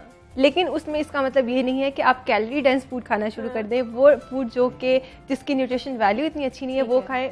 वो अगर आप खाना शुरू करते हैं फिर वो वेट की तरफ जाते हैं और डिफरेंट कॉम्प्लिकेशंस बहुत आ सकते हैं। फिर क्या हेल्दी डाइट प्लान क्या होना चाहिए इस ड्यूरेशन में? हाँ, देखिए, इसमें अब आप जो बैलेंस डाइट की तरफ जाएं, सबसे पहले इंपॉर्टेंट चीज़ ये है। उसके अलावा फ्रूट्स वेजिटेबल्स का एक नॉर्मल अमाउंट में इस्तेमाल रखें। उसके साथ साथ मिल्क का इंटेक अपना अच्छा रखें, मीट का इस्तेमाल। और दूसरा ये कि हमारा जो कुकिंग मेथड है या किस टाइप में खा रहे हैं। अगर आप मीट का यूज़ करें, अगर वही मीट आप उसको स्टीम या ग्रिल में बेक्ड फॉर्म में भी खा सकते हैं, ग्रेवी की फॉर्म में भी खा सकते हैं, इंस्टेड ऑफ कि हम फ्राइड की तरफ जाएं। हम अच्छे खासे न्यूट्रिएंट फूड को हम लोग कैलोरी डेंस कर देते हैं। उसको फ्राई करके उसकी कुकिंग मेथड से हम लोग उसको कैलोरी डेंस बना देते हैं, तो वो आपने नहीं करना। उसके अलावा जो फ्रूट जूसेस हैं उनका इस्तेमाल ज़्यादा करें, मिल्क का इंटेक ज़्यादा रखें, सीड्स एंड नट्स का इस्तेमाल जो है वो एक मुट्ठी के बराबर रोज़ाना की बुनियाद पर रखें। वो फीमेल्स जो आयरन डेफिशिएंट हैं वो खजूर का इस्तेमाल में, डेट्स अच्छा। आयरन का बहुत रिच सोर्स है, तो 3 to 4 डेट्स अगर उनको खानी चाहिए, मतलब टाइमिंग भी मैटर करती है? टाइमिंग भी मैटर करती है, लेकिन ड्यूरिंग देखें प्रेगनेंसी ना क्रेविंग्स बहुत ज़्यादा फीमेल्स में उनको जो है ना फेस करनी पड़ती है। तो जो फीमेल्स हैं जिनको क्रेविंग का इशू हो रहा है, बजाय इसके कि वो कोई और मीठा खाएं, वो इस तरह का नेचुरल मीठे की तरफ जाएं। डेट्स का इस्तेमाल अगर वो लोग करती हैं, ब्रेकफास्ट में कर लें, स्नैक्स में कर लें, या रात को सोने से पहले अगर ऐसा है तो उस टाइम में 2 से 3 ले सकती हैं डेट्स, कोई इशू नहीं है। अगर मैं यहाँ पे नेशनल न्यूट्रिशन सर्वे को कोट करूँ ना, नेशनल न्यूट्रिशन सर्वे 2018 अगर हुआ था, तो उसमें उसके अकॉर्डिंग मैं बताऊँ तो 42% फीमेल्स जो है वो आयरन डेफिशिएंट है पाकिस्तान में। और अगर मैं नॉन प्रेग्नेंट फीमेल्स की बात करूं तो 15 to 20% जो फीमेल्स हैं वो ऐसी हैं जो अंडर वेट हैं, यानी कि वो मैल नरिश्ड हैं, वो अपने उनके एज के अकॉर्डिंग, हाइट के अकॉर्डिंग उनका वेट जो है वो प्रॉपर अप्रोप्रिएट नहीं है। एग्जैक्टली तो इस केस में भी अगर फीमेल अंडर वेट है, पहले से आयरन डेफिशिएंट है, तो उसमें ज़्यादा चांसेस होते हैं कि वो कॉम्प्लिकेशन ज़्यादा हो जाएंगी during pregnancy and even after delivery. तो वो मदर के साथ साथ बेबी के लिए भी उतना ही कॉम्प्लिकेटेड होता है। अनम, डॉक्टर्स ये भी कहते हैं या हमारे आसपास जो लोग ये कहते हैं कि मल्टीविटामिन्स खाने चाहिए इस ड्यूरेशन में, खाने चाहिए और कौन से खाने चाहिए हमें? देखिए सबसे पहले ना ये सारी जो मल्टीविटामिन्स हैं हम देते हैं मैक्रो माइक्रो न्यूट्रिएंट डेफिशिएंसीज को क्योर करने के लिए। मैक्रो माइक्रो न्यूट्रिएंट डेफिशिएंसीज वो हैं जिनको हम फूड से क्योर कर सकते हैं। अच्छा। सबसे पहले बेस्ट सोर्स है कि आप फूड से इन डेफिशिएंसीज को क्योर करें। ठीक है। और जो भी आपको डेफिशिएंसी, जो भी विटामिन मिनरल की डेफिशिएंसी हो रही है उसमें का फूड सोर्स रिच लें। हाँ। ठीक है। अगर उससे क्योर नहीं होती या आपकी जो डेफिशिएंसी का लेवल है वो बहुत सवेयर है, उस फॉर्म में हम कहते हैं कि मल्टीविटामिन्स पे जाएं, और उसकी भी कंट्रोल अमाउंट होती है फॉर 2 months 3 months। उसके बाद हमने ये नहीं कि उसको पूरा साल हमने यूज करते रहना। कुछ औरतें तो पूरे उस ड्यूरेशन में, मतलब 9th months वो खाती रहती हैं। एक्चुअली वो उसके नुकसान होता है कुछ? नहीं, नुकसान इस तरह की कि वो ड्यूरिंग प्रेगनेंसी ना हमने एक्स्ट्रा मेडिकेशंस को अवॉइड करना होता है। हम हर तरह की मेडिकेशंस नहीं दे सकते। तो जिन भी गायनेकोलॉजिस्ट को वो कंसल्ट करिए या डॉक्टर से कंसल्ट करिए, वो प्रिस्क्राइब करके आपको देता है, और वो पर्टिकुलर अमाउंट होती है किस टाइम पे खाना है। ठीक है। ड्यूरिंग प्रेगनेंसी भी 3 ट्राइमेस्टर्स हैं, हर ट्राइमेस्टर में न्यूट्रिएंट की रिक्वायरमेंट डिफरेंट है। फर्स्ट ट्राइमेस्टर में हमें आयरन फॉलेट बहुत ज़्यादा चाहिए। अगर फर्स्ट ट्राइमेस्टर में यानी कि फर्स्ट 3 months में जो फीमेल है वो आयरन डेफिशिएंट या फॉलेट डेफिशिएंट रही है, यानी कि विटामिन B12 डेफिशिएंसी है या आयरन डेफिशिएंसी है, तो फर्स्ट ट्राइमेस्टर में बेबी का ब्रेन डेवलप हो गया। अगर वो डेफिशिएंट रही, दैट मीन्स कि उसका जो बेबी में कंजेनिटल डिफेक्ट आएगा, न्यूरल ट्यूब डिफेक्ट्स आ जाते हैं जो कि इंटायर लाइफ रहेंगे। वो बेबी इंटायर लाइफ के लिए जो है वो मेंटली रिटार्डेड रहेगा। सेकेंड ट्राइमेस्टर में जाते हैं तो डिफरेंट न्यूट्रिएंट रिक्वायरमेंट है। तो ये वेरी करता है सिचुएशन टू सिचुएशन पेशेंट की, फीमेल की, कि किस स्टेज पे उसको कौन से न्यूट्रिएंट्स देने हैं। तो मेडिकेशंस ड्यूरिंग प्रेगनेंसी लेने से पहले अपने डॉक्टर से जरूर प्रिस्क्राइब करवाएं। दूसरा, हम हमेशा यहाँ पे बात करते हैं, जिस तरह से हम कहते हैं ना ड्रग न्यूट्रिएंट इंटरेक्शन है, इसी तरह से न्यूट्रिएंट ड्रग इंटरेक्शन भी है। हमारा फूड भी हमारे न्यूट्रिएंट्स के साथ इंटरेक्ट करता है, हमारी ड्रग्स भी करती हैं। कुछ हम लोग अगर मैं आयरन की हम बात करें ना, तो अगर आयरन की बात करूँ तो आयरन के साथ कुछ ऐसे न्यूट्रिएंट्स हैं जिनको हमें लेना चाहिए। आयरन के साथ अगर विटामिन सी की अमाउंट जो है कॉम्बिनेशन में लें तो विटामिन सी जो है आयरन की एब्जॉर्प्शन को इंक्रीज करती है। अच्छा। लेकिन अगर वही आयरन हम कैल्शियम के साथ लेना शुरू कर दें तो कैल्शियम आयरन की एब्जॉर्प्शन को हिंडर करेगी। यानी कि अगर आयरन की टैबलेट्स या आयरन का फूड जो भी हम ले रहे हैं, अगर उसके साथ कैल्शियम, दूध और दूध वाली चीज़ों का इस्तेमाल करेंगे तो वो आयरन एब्जॉर्ब नहीं होगी। अच्छा। अगर बॉडी में आयरन एब्जॉर्ब नहीं हो रही, दैट मीन्स कि वो फिर डिसफंक्शन आ रहा है या डेफिशिएंसी की तरफ जा रहा है। तो इसलिए कॉम्बिनेशन हमेशा आपने देख के रखना है। ठीक है, ये तो बड़ी अच्छी बात है। जिन्हें हमें नहीं पता जिन चीज़ों का कि हमें किसके साथ क्या चीज़ें लेनी है, वो आपको डाइटिशियन ही अच्छे तरीके से बता सकते हैं, वो आपके डॉक्टर्स ही अच्छे तरीके से आपको बता सकते हैं। तो अनम, डाइटिंग करते हैं, आपने बताया कि लड़कियां शादी से पहले डाइटिंग करना शुरू हो जाती हैं कि शादी तक हमारा वेट लूज हो जाए। क्या डाइटिंग, क्या प्लान क्या करना चाहिए डाइटिंग में? क्या, क्योंकि आजकल लड़कियां सब कुछ छोड़ देती हैं, खाना पीना छोड़ देती हैं, तो क्या ऐसा प्लान करें कि उनकी डाइटिंग भी हो जाए लेकिन जो उनके अंदर डेफिशिएंसी आ जाती है आयरन की या बाकी सारे जितने भी न्यूट्रिशंस हैं, उन चीज़ों की कमी ना आए? बिल्कुल। देखिए, डाइटिंग का मतलब ये नहीं है, या अगर कोई न्यूट्रिशनिस्ट के पास, मैं न्यूट्रिशनिस्ट हूँ, अगर मैं किसी को, डाइटिंग का मतलब ये नहीं है कि आपने खाना पीना छोड़ देना है। अगर आपने वजन कम करना है, आपने वेट रिड्यूस करना है अपना, तो उसके बहुत से हेल्दी ऑप्शन है। हम जब भी मैं पेशेंट को काउंसल करती हूँ ना, तो हमने हेल्दी ऑप्शंस की तरफ जाना होता है। अपना सबसे पहले टाइमिंग आपकी इंपॉर्टेंट है। ठीक है। सुबह अर्ली मॉर्निंग ब्रेकफास्ट, जो लोग वेट रिड्यूस करना चाहते हैं उनके लिए सबसे पहली इंपॉर्टेंट टिप यही है कि जब वो ब्रेकफास्ट टाइम पे नहीं करेंगे ना, पूरा दिन उनका साइकिल डिस्टर्ब है। अगर ब्रेकफास्ट ही 12 बजे हो रहा है तो वो वेट रिड्यूस ही करेगा। ठीक है। तो एक तो टाइम अपना जो है वो बहुत इंपॉर्टेंट है। इसके अलावा हमारे ऑप्शंस देखें, जहाँ पे आप वाइट ब्रेड का यूज़ करें वहाँ पे होल व्हीट की तरफ चाहें, वहाँ पे ब्राउन ब्रेड का यूज़ करें। इसके अलावा ऑप्शन अपना, जहाँ हम फ्राइड फॉर्म में कोई एग या चीज़ ले रहे हैं उसको बॉइल्ड में या ऑमलेट की फॉर्म में ले लें, उसमें वेजिटेबल्स ऐड कर लें। इसी तरह से स्नैक्स हमारे बहुत इंपॉर्टेंट होते हैं। स्नैक्स का जो टाइम होता है उसमें हम लोग यूजुअली मंच करते हैं या बेंच कर रहे हैं तो हम बहुत अनहेल्दी स्नैक्स पे कर रहे हैं, बहुत शुगरी बेवरेजेस हैं, हमारे शुगरी जो डिज़र्ट्स हैं उस पर जा रहे हैं, तो उनका ऑल्टर हम लोग लेना चाहिए। इसके अलावा अपना एक्सरसाइज पैटर्न रखना चाहिए, बैलेंस, हर फूड ग्रुप को बैलेंस करना है। फ्रूट्स भी उतने लेने हैं, वेजिटेबल्स भी लेनी है, सीरियल्स, हर चीज़ हमने मीट को एक प्रॉपर पोर्शन में लेना होता है। और डाइट प्लान हमेशा पेशेंट टू पेशेंट देख के बनाया जाता है कि उसकी कंडीशंस को देख के बनाया जाता है। एक ही प्लान सबके लिए नहीं होता। एग्जैक्टली, सबके लिए नहीं होता। अनम, अभी आपने बात की एक्सरसाइज की, तो क्या ये जो प्रेग्नेंट वुमेन्स हैं ये कर सकती हैं एक्सरसाइज? बिल्कुल, मैंने अभी आपको पहले कहा कि इट्स नॉट अ डिजीज, कि हमने इसमें डेफिनेटली आपका कुछ केसेस ऐसे होते हैं जिसमें डॉक्टर बिल्कुल बेड रेस्ट पे जाते हैं, वो एक सवेयर केसेस होते हैं और वो रेयर होते हैं। ठीक है। अदरवाइज हम इसमें अपना ये मैं यही नहीं कहूँगी कि बहुत विगरस एक्सरसाइजेस की तरफ जाएं। डेफिनेटली वो आपको, लेकिन एक मॉडरेट लेवल पे एक्सरसाइज अगर आप नहीं भी कर सकते तो वॉक सिंपल लाजमी रखें। प्रेगनेंसी में आपको कभी भी वर्कआउट से नहीं रोका जाता, क्योंकि यहाँ पे तो औरतों में देखा जाता है कि अगर वो प्रेग्नेंट हुई हैं तो वो पहले दिन से ही बेड रेस्ट पे चली जाती हैं कि मैं तो कुछ भी नहीं करना। वो नुकसानदेह है मेरे ख्याल से उनके बहुत लिए। नुकसानदेह, क्योंकि देखिए हम लोग लाइफस्टाइल सेडेंटरी हो गया, एक्सरसाइज नहीं हो रही है, इनटेक हमारा बहुत जाता जा रहा है, क्योंकि हमें ये पता है कि हमने 2 बंदों का खाना खाना है। एग्जैक्टली, आप मोटे हो जाते हैं ज्यादा, आप लोग वो इस केसेस में देखें ओबेसिटी के चांसेस ज्यादा हैं। फिर इसी तरह से अगर ओबेसिटी ज्यादा हो रही है, मोटापा ज्यादा हो रहा है, तो फिर शुगर के चांसेस ज्यादा हो सकते हैं, ब्लड प्रेशर के चांसेस ज्यादा हो सकते हैं। प्री मेच्योर डिलीवरी मैंने बताया, प्री इक्लेम्सिया, अगर बहुत हाई ब्लड प्रेशर शूट कर गया तो समहाउ पेशेंट्स वो फीमेल्स में मिसकैरेजेस हो सकते हैं। तो ये सारी कॉम्प्लिकेशंस होती है। इनकेस अगर वो उनकी प्रेगनेंसी ठीक रहती है तो उसमें आफ्टर प्रेगनेंसी जो है वो फीमेल की अपनी हेल्थ जो है वो बहुत सफर करती है। वापस आप देखें वो प्रायर प्रेगनेंसी वाले वेट पे लेके आना फीमेल को बहुत मुश्किल हो जाता है। एग्जैक्टली, बहुत फीमेल उस केस में फिर डिप्रेशन में जाना, हाँ, डिप्रेशन में चली जाती है। अनम, बहुत शुक्रिया आपका, आपने हमें आज बहुत अच्छी अच्छी टिप्स दी हैं। जो सुन रही होंगी हमारे नाजरीन, जो कुछ खवातीन होंगी जो प्रेग्नेंट भी होंगी, उनको बड़ी अच्छी टिप्स मिली होंगी। नाजरीन, गूगल दुनिया का सबसे बड़ा सर्च इंजन समझा जाता है। जिसको भी कुछ तलाश करना होता है वो गूगल के पास चला जाता है, उसकी मदद हासिल करने चला जाता है।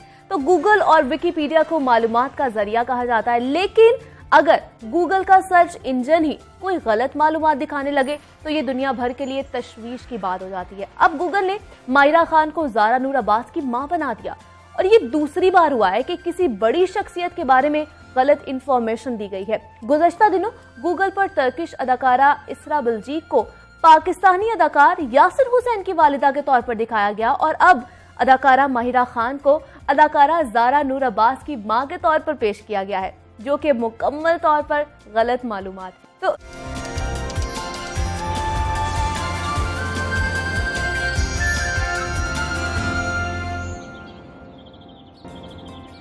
वेलकम बैक जनाब एंड गुड मॉर्निंग। और अब जिस चीज की हमने बात करनी है वो है मुहलिक कोरोना वायरस। तो कोरोना की वबा दूसरी लहर जारी है और रोजाना की बुनियाद पर सैकड़ों नए केसेस सामने आ रहे हैं।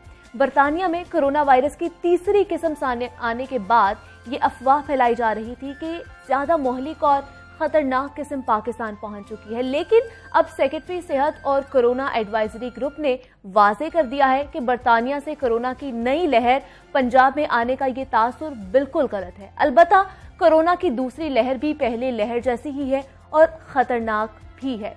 रोजाना 15,000 से ज्यादा टेस्ट किए जा रहे हैं।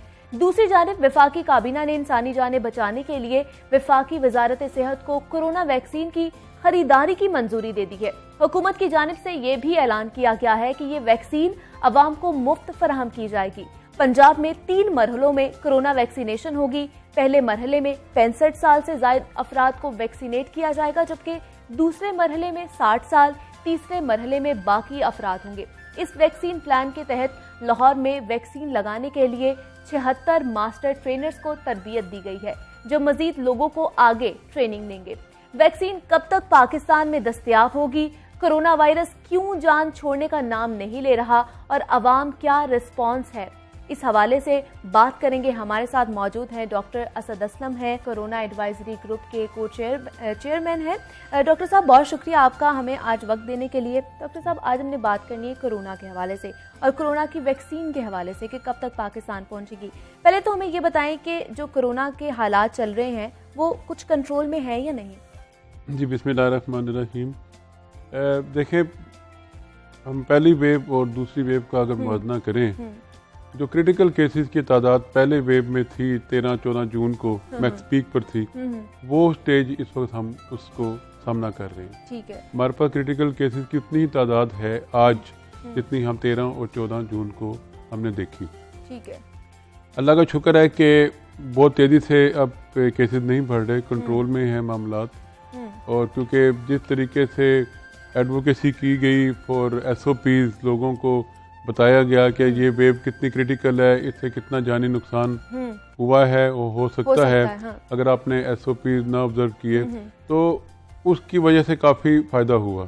ठीक है। और अब हमने थोड़ा सा देखा है कि जो एकदम बहुत एक्यूट राइज आ रहा था केसेस में, हर रोजाना के दर्जनों के हिसाब से पेशेंट दाखिल हो रहे थे, थोड़ा सा स्टैटिक हुआ है, वो कम हुए हैं। थोड़ा सा स्टैटिक हो गया, प्लेटू आ गया थोड़ा सा। ठीक है। लाहौर की मैं बात कर रहा हूँ। अच्छा। तो लेकिन अगर नंबर ऑफ डेथ देखी जाए, वो भी तकरीबन ऑन एवरेज डेथ लाहौर में होती हैं पर डे। ऐसे ही है, और ये सारे वो लोग हैं जो जिनकी एज 50 ईयर्स से अबव है और जिनको साथ को मॉर्बिड कंडीशन है, ब्लड प्रेशर है, शुगर है, रीनल कोई किडनी की प्रॉब्लम है, जिनको पहले जिगर की बीमारियां हैं, सांस की बीमारियां पहले से मौजूद हैं। तो ये सारी 85 to 90% ये जिनकी डेथ होती है उनमें मेजॉरिटी इन केसेस की है। ठीक है। तो नंबर ऑफ केसेस क्रिटिकल अभी उतने ही हैं जितने जून में थे। ठीक है। उनकी तादाद उसी लेवल पर हम इस वक्त सामना कर रही हैं। अब आगे हम किस तरफ जाएंगे, ये फ्रैंकली ये हम सब पर डिपेंड करता है कि अगर हम SOP सिर्फ मास्क को ही ऑब्जर्व कर लें, मास्क पहन लें, तो हम यकीनन इस दूसरी वेव का भी उतना ही मौसर तरीके से सामना कर सकते हैं जितना हमने पहली वेव का पहले किया। मुझे लगता है डॉक्टर साहब, हमने पहली वेव हमारे पर भारी थी, हम उस पे भारी थे क्योंकि हमने बहुत अच्छे तरीके से उसका सामना किया, लेकिन दूसरी वेव हमारे पे भारी लग रही है क्योंकि रोजाना की बुनियाद पर हम जिस तरह केसेस देख रहे हैं और रेशो ऑफ डेथ जो हो रही है, तो लोग संजीदा आपको नजर आ रहे हैं दूसरी वेव में? बिल्कुल, यही तो सारा मसला ही लोगों की संजीदगी का है। अगर लोग ये रियलाइज कर लें, देखें अब रोजाना हम डेथ तो दिखा नहीं सकते टीवी पर, इन पेशेंट की वेंटिलेटर दिखा नहीं सकते कि लोग किस तरह वेंटिलेटर पर पड़े हैं। बिल्कुल ऐसे। ये लोगों का गैर संजीदा रवैया है जिसकी वजह से हम इन क्रिटिकल पेशेंट को अस्पतालों में भर्ती करना पड़ रहा है। सर, मुझे लगता है कि पहली वेव पर हम भारी थे और दूसरी वेव जिस तरह उसकी नंबर ऑफ डेथ की रेशोज बढ़ रही है, इस दफा ये हम पर भारी है। आपको लगता है कि लोग संजीदा हैं? देखें, पहले भी जो हमने वेव देखी उसमें भी बुनियादी जो फैक्टर था वो SOPs को ऑब्जर्व ना करना था, और ये वेव भी उसका भी बुनियादी जो फैक्टर है वो SOPs को ऑब्जर्व ना करना है। नंबर ऑफ क्रिटिकल केसेस उस वेव में भी इतने ही थे जितने आज हैं। 13 जून को इतने केसेस अस्पतालों में दाखिल थे क्रिटिकल जितने आज इस वक्त अस्पतालों में लाहौर में दाखिल हैं। इसलिए नंबर ऑफ क्रिटिकल केसेस के हिसाब से मैं कोई डिफरेंस नहीं महसूस कर रहा। ठीक है। फ़र्क सिर्फ ये है कि उस वक्त जो एसिम्टोमेटिक या माइल्ड केसेस थे वो भी अस्पतालों में दाखिल थे और क्रिटिकल भी दाखिल थे। नंबर इसलिए बहुत ज़्यादा लगा था कि बहुत ज़्यादा उस वक्त पेशेंट दाखिल हैं अस्पतालों में। इस वक्त माइल्ड पेशेंट या एसिम्टोमेटिक पेशेंट, क्योंकि सेल्फ क्वारंटाइन की इजाज़त है, पॉलिसी है, वो घरों में है, और अस्पतालों में सिर्फ इस वक्त क्रिटिकल केसेस ही मौजूद हैं। ठीक, तो ये बुनियादी डिफरेंस है। ये उतना ही लोगों को मुतासर कर रही है जितना पहली वेव थी, उतना ही है, कोई डिफरेंस नहीं है। और बुनियादी जो फैक्टर है, मैं बार बार वही कहता हूँ कि SOPs को ऑब्जर्व ना करना, फॉलो करें और ताकि हम इससे बच सके। सर, तीसरी वेव की भी अफवाहें उड़ रही हैं, इसमें कितनी सदाकत है? तीसरी वेव नहीं, ये स्ट्रेन जो उसकी बातें हो रही हैं। अच्छा। कि कोई नया स्ट्रेन आ गया है। सर, वेव में और स्ट्रेन में क्या फर्क है? देखिए, वेव तो जिस तरह पहली वेव आई, उसके बाद इतने केसेस, नंबर ऑफ केसेस बढ़ गए, फिर डिक्रीज हो गए। यानी कि पहली वेव खत्म ठीक होगी। है। उसके बाद हमने जून से लेके अक्टूबर तक में कोई नंबर ऑफ केसेस बहुत ही कम थे, 10-12 मरीज लाहौर में दाखिल होते थे पर डे। उसके बाद अब सेकंड वेव आई जिसमें एकदम पेशेंट बढ़ने शुरू हो गए और इस वक्त लाहौर में तकरीबन 402 मरीज दाखिल हैं। ठीक है, ये है कि नंबर ऑफ पेशेंट बढ़ जाते हैं, इसको कहते हैं वेव। ओके। स्ट्रेन होती है कि जो वायरस है उसमें कुछ जेनेटिक चेंज हो जाए, म्यूटेशन हो जाए। ओके। वो ये कहना कि पहली वेव में वो स्ट्रेन थी, इस वेव में भी वो स्ट्रेन भी मौजूद है, लेकिन एक और किस्म का वायरस भी आ गया है। जिस तरह डेंगू का पहला जो वायरस था एक था, उसके बाद उसमें म्यूटेशन आई, दूसरा आया, तीसरा वायरस भी आया, नजर सामने आ गया। मतलब ये आ गया है तीसरा वायरस। देखें, ये यूके में और स्पेन में तो रिपोर्ट हुआ है। ठीक है। कराची में भी डॉक्टर अताउर रहमान साहब ने कहा 3 केसेस हैं। लाहौर में यानी पंजाब में अभी तक हमने कोई ऐसा नहीं सुना कि कोई नई स्ट्रेन, कोई ऐसा वायरस आ गया हो जो पहले से मुख्तलिफ है। ठीक है। लेकिन मैं ये बताता चलूँ कि नई स्ट्रेन है या दूसरी स्ट्रेन है, उसका बुनियादी जो है इलाज या उसका जो बुनियादी मैयज हैं टू प्रिवेंट इट्स स्प्रेड, वो SOPs हैं। ठीक है। उसके प्रिवेंशन में कोई फ़र्क नहीं है, SOPs में वही हमने अडॉप्ट करने हैं। उसकी मैनेजमेंट में भी कोई फ़र्क नहीं है। जो पहली स्ट्रेन के लिए जो मैनेजमेंट कर रहे थे, उसके लिए दूसरी स्ट्रेन के लिए भी वही मैनेजमेंट है, उसमें कोई फ़र्क कोई नहीं है। सर, ये अभी पिछले दिनों हमारे यहाँ पर ट्रायल वैक्सीन हुई है, तो उसके हवाले से बताइएगा, किस तरह के उसके रिजल्ट्स आए हैं, लोगों ने ताउन किया आप लोगों के साथ?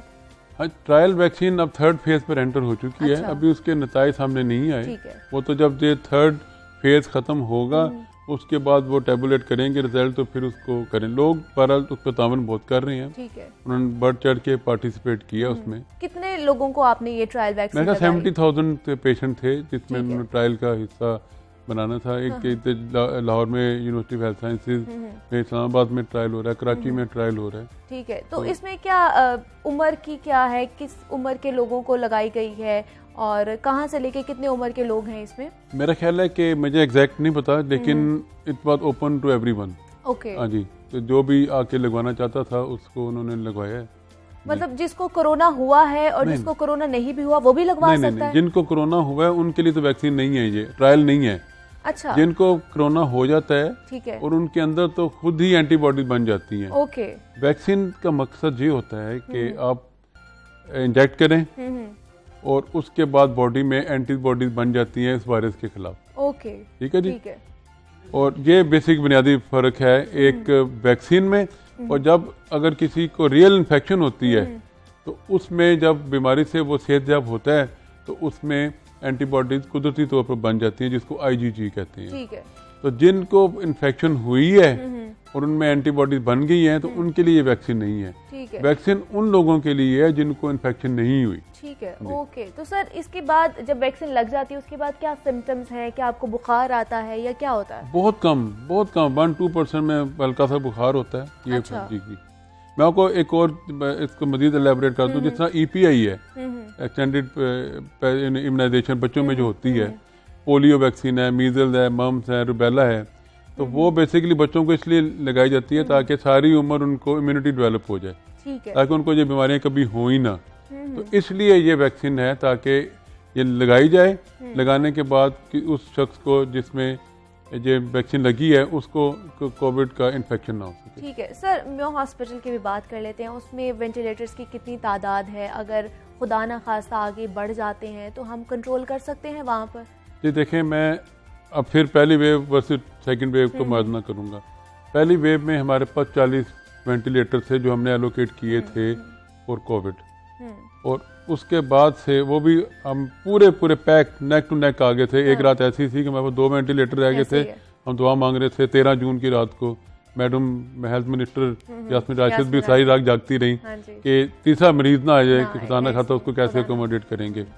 तो इस वक्त उसके बाद से पहली वेव के बाद से हुकूमत ने हमें इतने ज़्यादा वेंटिलेटर दे दिए कि इस वक्त सिर्फ मेयो हॉस्पिटल में जो है ना 80 वेंटिलेटर्स हैं सिर्फ कोविड के लिए। अच्छा। और लाहौर में इस वक्त 200 वेंटिलेटर हैं फॉर कोविड पेशेंट के लिए। अच्छा, और लाहौर में इस वक्त 400 बेड्स हैं high dependency unit for Covid patient के लिए। अच्छा, जी। ठीक है। और इस वक्त मैं यहाँ पर ऑक्यूपेंसी बता दूं कि हाई डिपेंडेंसी यूनिट और ICU में फ़र्क ये होता है कि ICU में वेंटिलेटर होता है और हाई डिपेंडेंसी यूनिट में सिर्फ वेंटिलेटर नहीं होता, बाकी आईसीयू वाली सारी चीजें होती हैं। ठीक है। तो हमारा जो ऑक्यूपेंसी रेट है हाई डिपेंडेंसी यूनिट का वो 27% है लाहौर में, और जो वेंटिलेटर बेड का ऑक्यूपेंसी रेट है वो 40.5% है इस वक्त। ठीक है। यानी अल्लाह का शुक्र है कभी हम बड़े कंफर्टेबल हैं, अल्लाह ना करे कि हमें वो दिन देखना पड़े कि सारे बेड भर जाएं, लेकिन अभी भी हमारे पास 50% से ज़्यादा ये बेड आईसीयू के और हाई डिपेंडेंसी यूनिट के खाली पड़े हैं। सर अभी तो खाली है, तो आपको क्या लगता है लोगों का रवैया किस तरह का है कि वो मास्क पहन रहे हैं? मुझे नहीं लगता, क्योंकि बाजार भरे हुए हैं, लोग बिल्कुल भी एसओपीज की पाबंदी नहीं है उनके अंदर। देखें बार बार ये कम से कम 14वां या 15वां प्रोग्राम है ये लाहौर में, लाहौर न्यूज़ पर जो मैं अटेंड कर रहा हूँ, और हमने जो सर फहरिस्त जो हमारी रिक्वेस्ट लोगों से थी कि अगर आप खुद बचना चाहते हैं, अपने रिलेटिव्स को, अपने बुजुर्गों को, अपने साथियों को, दोस्तों को बचाना चाहते हैं, तो खुदारा एसओपीज पर अमल करें। और एसओपीज में सिर्फ जो एक सर फहरिस्त है वो मास्क है। मास्क पहन लें तो आप बच जाएंगे, आप अपने आप को बचाएंगे, अवाम को बचाएंगे और पाकिस्तान को बचाएंगे। बिल्कुल ऐसी है सर। कल हम देखा कि 76 मास्टर ट्रेनर्स को वैक्सीनेशन की ट्रेनिंग दी गई है, तरबियत दी गई है। उनको किस तरह तरबियत दी गई है? देखें, एक ये जो प्राइमरी सेकेंडरी हेल्थ डिपार्टमेंट है और इम्यूनाइजेशन, इनका बड़ा एक सिस्टमेटिक काम होता है। जिस तरह एक्सपेंडेड जो EPI प्रोग्राम है बच्चों में वैक्सीनेशन का, बाकायदा उसमें वैक्सीनेटर भर्ती होते हैं। अच्छा। उनको बताया जाता है कि आपने किस तरीके से प्रिजर्व करनी है वैक्सीनेशन, किस तरीके से ट्रांसपोर्ट करनी है, किस तरीके से वायल खोलनी है, किस तरीके से आपने इंजेक्ट करनी है, इंजेक्ट करने के बाद आपने किस तरीके से पेशेंट को समझाना है कि आपने उस जगह को ज़्यादा रब नहीं करना, टकोर नहीं करना। तो ये बेसिकली ट्रेनिंग होती है। ठीक है। तो उन्होंने कहा कि 3 मरहलों में ये ट्रेनिंग मुकम्मल की गई है, तो क्या मरहले थे तीनों? तो ये जो इनके मराइल, हाँ जी, जो जिनको आगे लगनी है या लगनी है, जिनको लगनी मतलब 60 साल की उम्र के लोगों को भी लगनी है। बेसिकली गवर्नमेंट ने सारी इन्फॉर्मेशन इकट्ठी की है। First line health care workers को भी उन्होंने सारी लिस्टें मंगवा ली हैं हर हॉस्पिटल से, कौन कौन फ्रंट लाइन पर काम कर रहा है, उनको भी लगेंगी। फिर ज्यादा टॉप प्रायोरिटी जो गवर्नमेंट की है वो बुजुर्ग लोग हैं, 55 ईयर से अबव।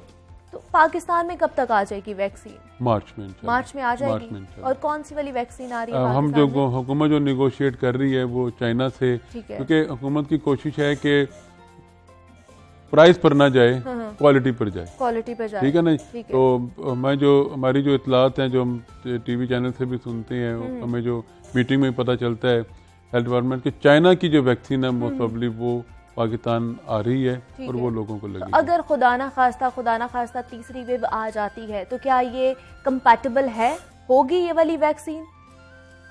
ये देखिए, ये वायरस पर डिपेंड करता है। ये जो वैक्सीन है एक उस वायरस जिसके अगेंस्ट बनी है उस पर इफेक्टिव होती है। ठीक है। अगर टाइप ए पर बनी है, इस वैक्सीन को हम लोगों ने फर्स्ट वेव को देखकर और सेकंड वेव को देखकर बनाया जी। और मेजॉरिटी देखें 80-90% केसेस यही होंगे। खुदा ना खाता अगर थर्ड वेव आती है, खुदा ना खाता, तो यही केसेस होंगे।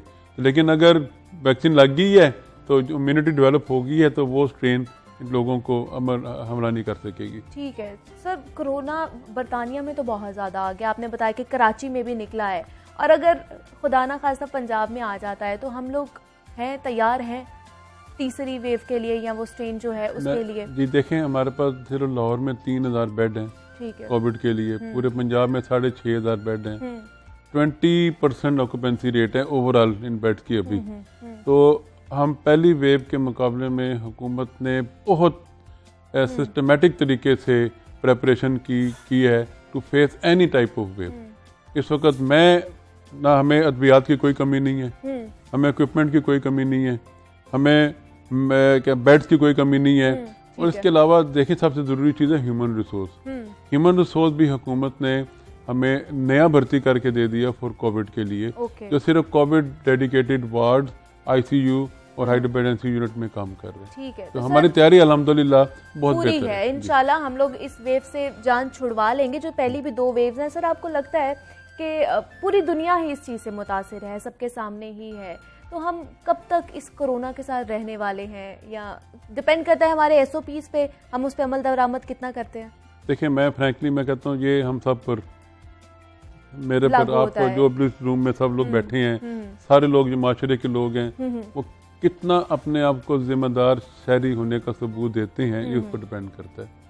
सिर्फ SOPs पर अमल करने से, देखिए ये जो डिजीज है ये माशरे में तब्दीली लाई है, ऐसे ही बिल्कुल ठीक है ऐसे जी। ही है। हाँ जी। और हमें इस तब्दीली को एक्सेप्ट करना पड़ेगा, मास्क को अपना लिबास का हिस्सा लिबास का बनाना हिस्सा पड़ेगा, बनाने, बेशक ऐसे। ठीक है जी। और सिर्फ मास्क पहनने से, सोशल डिस्टेंसिंग से और गैर ज़रूरी घर से बाहर निकलना जब तक हम ख़त्म नहीं करेंगे, उस वक्त तक हम इस पोजीशन में नहीं होंगे कि हम क्लेम कर सकें कि हम तीसरी वेव नहीं देखेंगे। एग्जैक्टली बहुत शुक्रिया डॉक्टर साहब। डॉक्टर असद असलम हमारे साथ मौजूद थे और हमें बता रहे थे कि तीसरी वेव आने का खदशा बढ़ सकता है जब तक हम SOPs पर अमल दरामद नहीं करेंगे, हम अपना ख्याल नहीं रखेंगे। हम जिस तरह हम लोगों ने पहले SOPs का बहुत ज़्यादा ख्याल रखा, जिस तरह हमने सोशल एक्टिविटीज़ तर्क कर दी, जिस तरह हम लोग अपने लिबास का हिस्सा बनाना शुरू हो गए थे मास्क को, खुदारा अब भी वैसा ही रवैया इख्तियार करें, वैसे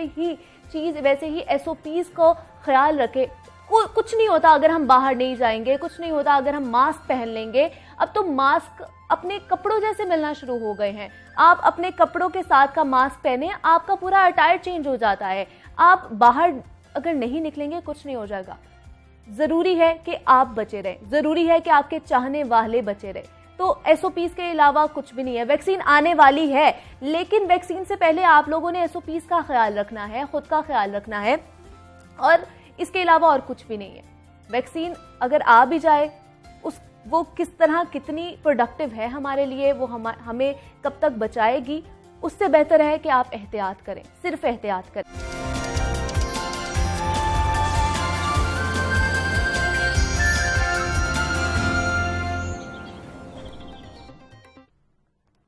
वेलकम बैक जनाब। और अब जिस टॉपिक पे हम बात करने जा रहे हैं वो हम सबके लिए बहुत इंपॉर्टेंट है। आपने जरूर सुन रखा होगा कि वजूदे जन से है तस्वीरें कायनात में रंग। तो जनाब बिल्कुल ठीक सुना है आपने, अगर हम खवातीन ना हो तो कायनात में रंग रहे ही ना।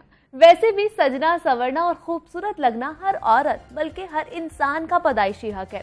हर औरत की ख्वाहिश होती है कि वो सबसे मुनफरिद नजर आए। अपने आप को संवारने के लिए वो मुख्तलिफ तरीके अपनाती है। और वैसे भी जब मौसम बदलता है या साल बदलता है तो नित नए ट्रेंड्स भी मुतारिफ करवाए जाते हैं। फैशन की दुनिया में आए रोज एक नया ट्रेंड आना शुरू हो गया है। ऐसे माहौल में स्किन केयर ज्यादा अहमियत इख्तियार कर जाती है, क्योंकि सर्दी में जिल्द और बालों की खुश्की का मसला सर उठाने लग जाता है। सर्दी के मौसम में जिल्द का ख्याल कैसे रखा जाए, नया साल कौन कौन से ब्यूटी ट्रेंड्स अपने साथ लाया है और गुज़श्ता साल कौन कौन से ट्रेंड्स छाए रहे।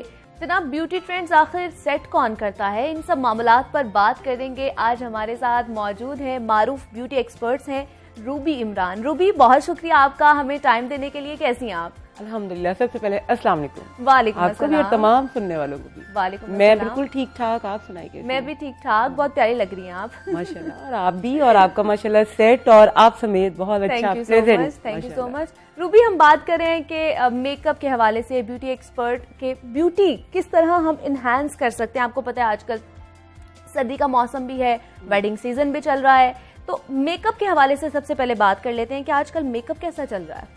मुझे बस सबसे पहले तो जो मेकअप ट्रेंड है वो अगर हम बात करें 2021 आ गया, ठीक है, तो मेकअप टोटल एकदम चेंज हो गया।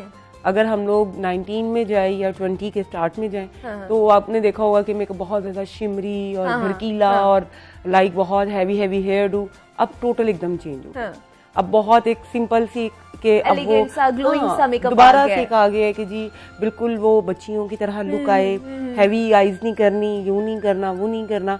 मीन अब सिंपल लुक पे ज्यादा लुक का फोकस हो गया, हेयर डू बिल्कुल सिंपल हो गया। अच्छा, बिल्कुल सिंपल में हम लोग जो है वो आजकल मेजॉरिटी जितने भी हेयर डू कर रहे हैं वो सिंपल है। ठीक है। तो रूबी ट्रेंड चल रहा है शादियों का, तो किस तरह की ब्राइड्स आती हैं और किस तरह का 2020 में क्या था और 21 में क्या आने वाला है मेकअप? 20 में मैं आपको बताऊं कोरोना ने जहाँ पूरी दुनिया को हिलाया है वहाँ डेफिनेटली मेकअप इंडस्ट्री भी बहुत ज्यादा इफेक्ट हुई है, ठीक है। तो हम ये कह सकते हैं कि फिर भी चलता रहा है, लेकिन उस तरह से वो नहीं। प्रोफेशनली भी अगर आप बात करें तो काफी ज्यादा इसमें अप्स एंड डाउन आए हैं, लेकिन ये है कि फिर भी जहाँ वो ये वाली बात है कि औरत हो मेकअप हो ये ना हो साथ ही पॉसिबल नहीं है, पॉसिबल ही नहीं है। हम शौक होता है औरत को सजने का, संवरने का, खूबसूरत उसका हक नजर भी है आने ना, का, उसका हक भी है कि वो सबसे मुनफरिद नजर आए। तो रूबी, अब तो जैसे वेडिंग का सीजन है तो डे वेडिंग बहुत ज्यादा हो गई है, डे पे चली गई है, पहले नाइट में होती थी। तो डिफरेंट होता है मेकअप, डे का अलग और नाइट का अलग होता है। जब देखिए डे में जो होता है हम लोग की कोशिश होती है कि हम लोग लेस से ज्यादातर, क्योंकि आपने नाइट मेकअप होते हैं हम लोग डार्क पे, जैसे डार्क आईज में चले गए, ठीक है, जैसे आजकल फॉल कलर बहुत ज्यादा इन है। डे मेकअप में हमें होता है कि जितना हम लोग लाइट नेचुरल के करीब ज्यादा अच्छा होता है।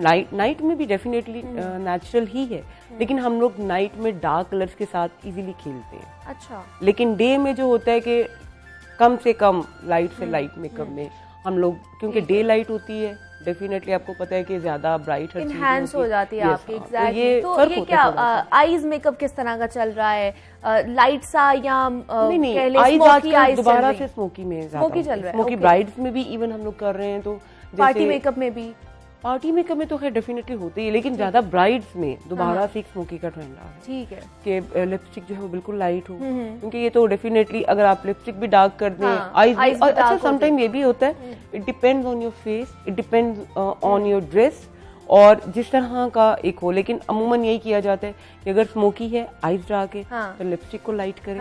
अगर लिपस्टिक को आपने ज्यादा ब्राइट करना है तो फिर आईज को, ताकि कोई एक चीज ऐसी होती है जिसपे मुकम्मल फोकस किया जाए। ठीक है, तो वो फिर उसी तरह से कोई ना आपके कॉम्प्लीमेंट करे। अगर आपकी आंखें डार्क है तो आपके लिप्स जो हैं वो लाइट होने चाहिए। क्योंकि आजकल हाईलाइट भी बहुत, हाईलाइटर का ट्रेंड भी बहुत आ गया है, तो वो किस तरह आया और आप लोग किस तरह लगाते हैं? मैं आपको बताऊं, मजा आता है, प्यारी लगती है ना मेरे ख्याल से लड़कियां वो लगा कर। हाईलाइटर हो गया, शिमरी लुक हो गई, ये कोई नई चीज नहीं है। पुराने फैशन है, बार बार रिपीट होते रहते हैं। अगर आप पहले होता था, ये बिल्कुल होता था, लेकिन ये कह लें कि with the passage of time उस चीज को कह लें कि ज्यादा मॉडरेट करके अब वो जो है हाई प्रोडक्ट्स आपको पता है जैसे मेकअप में आ गए।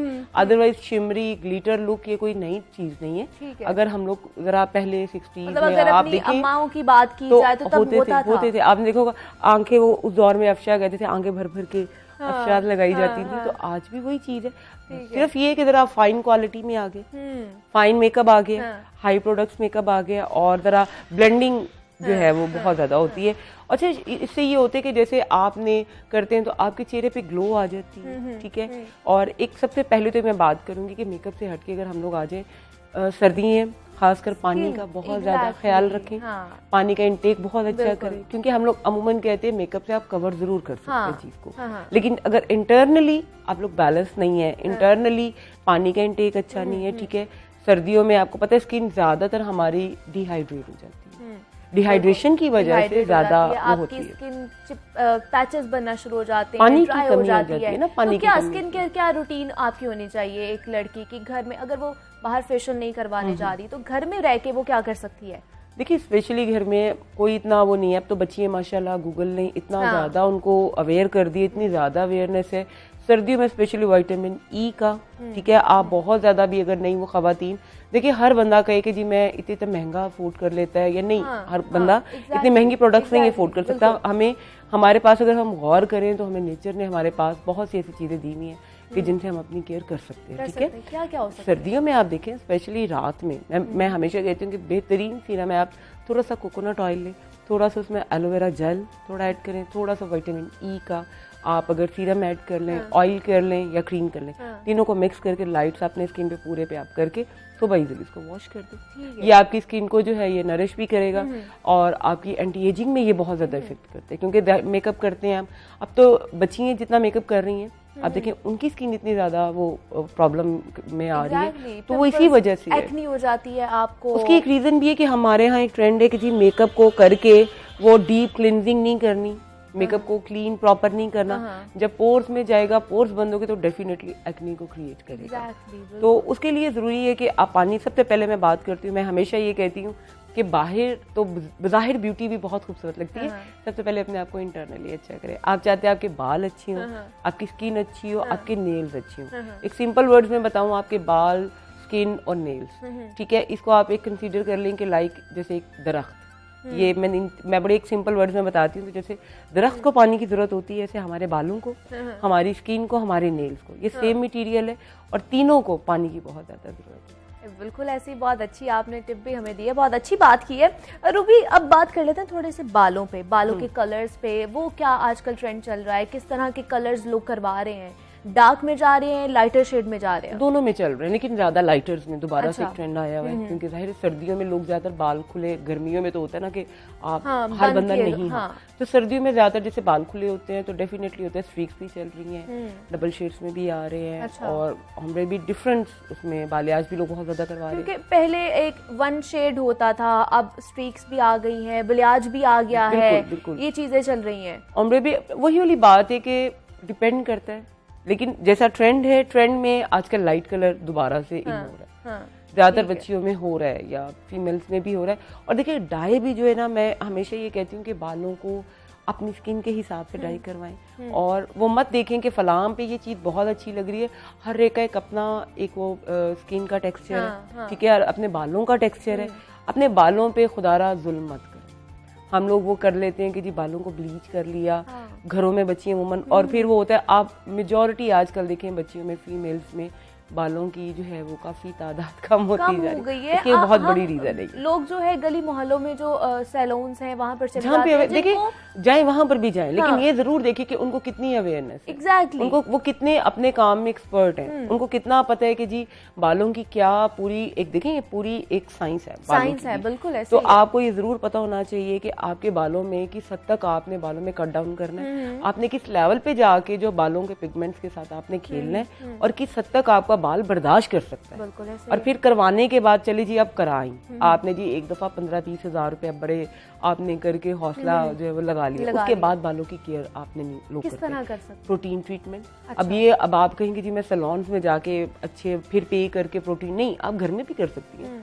घर में आप थोड़ा सा अपने बालों में आजकल पैक बनाएं, जिसमें आप थोड़ा सा हनी ऐड कर लें, थोड़ी सी मायनीज ऐड कर लें, ठीक है, अंडे की जर्दी को। ये सारी वो चीजें हैं जो आपके बालों को प्रोटीन देती हैं, बालों को जो है वो नरिश करती हैं, और इनको प्रॉपर उनमें पेनिट्रेट होके बालों के लिए समझ ली उनकी ग़िज़ा है ये। तो आप इन चीज़ों की केयर रखें। और स्पेशली लोग करते हैं जी 2-2 दिन सर्दी है जी, रात को तेल लगाया है तो अगले दिन जाके वॉश करना है, इस चीज़ पे थोड़ा सा फोकस करना चाहिए। आप जब जितना करेंगे, और ये होना है कि जी नहाने से पहले 3 दिन बाद नहा रहे हैं, चले जो ऑयल कर लें, आपके पोर्स पहले फिर के जो है वो बालों के बंद होंगे। ऊपर आप ऑयल कर रहे हैं, मजीद उसको कर रहे हैं, वो बंद से बंद, वो आप बालों को ऑक्सीजन मिल ही नहीं रही। तो अगर आपने ऑयलिंग किया तो उसके कितनी देर बाद आपको वॉश कर लेना चाहिए? मैक्सिमम आप मेरे ख्याल में नहाने से आप 2 से 3 घंटे पहले ऑयलिंग करें, उसके ऊपर टॉवल को आप गर्म पानी में करके उसको रैप कर लें, निचोड़ लें, उसके ऊपर आप रैप कर लें। स्टीम मिल गई आपके बालों को, जब पोर्स खुलेंगे उसमें पेनिट्रेट डेफिनेटली होगा, उसके बाद आप बालों को इजीली वॉश कर लें।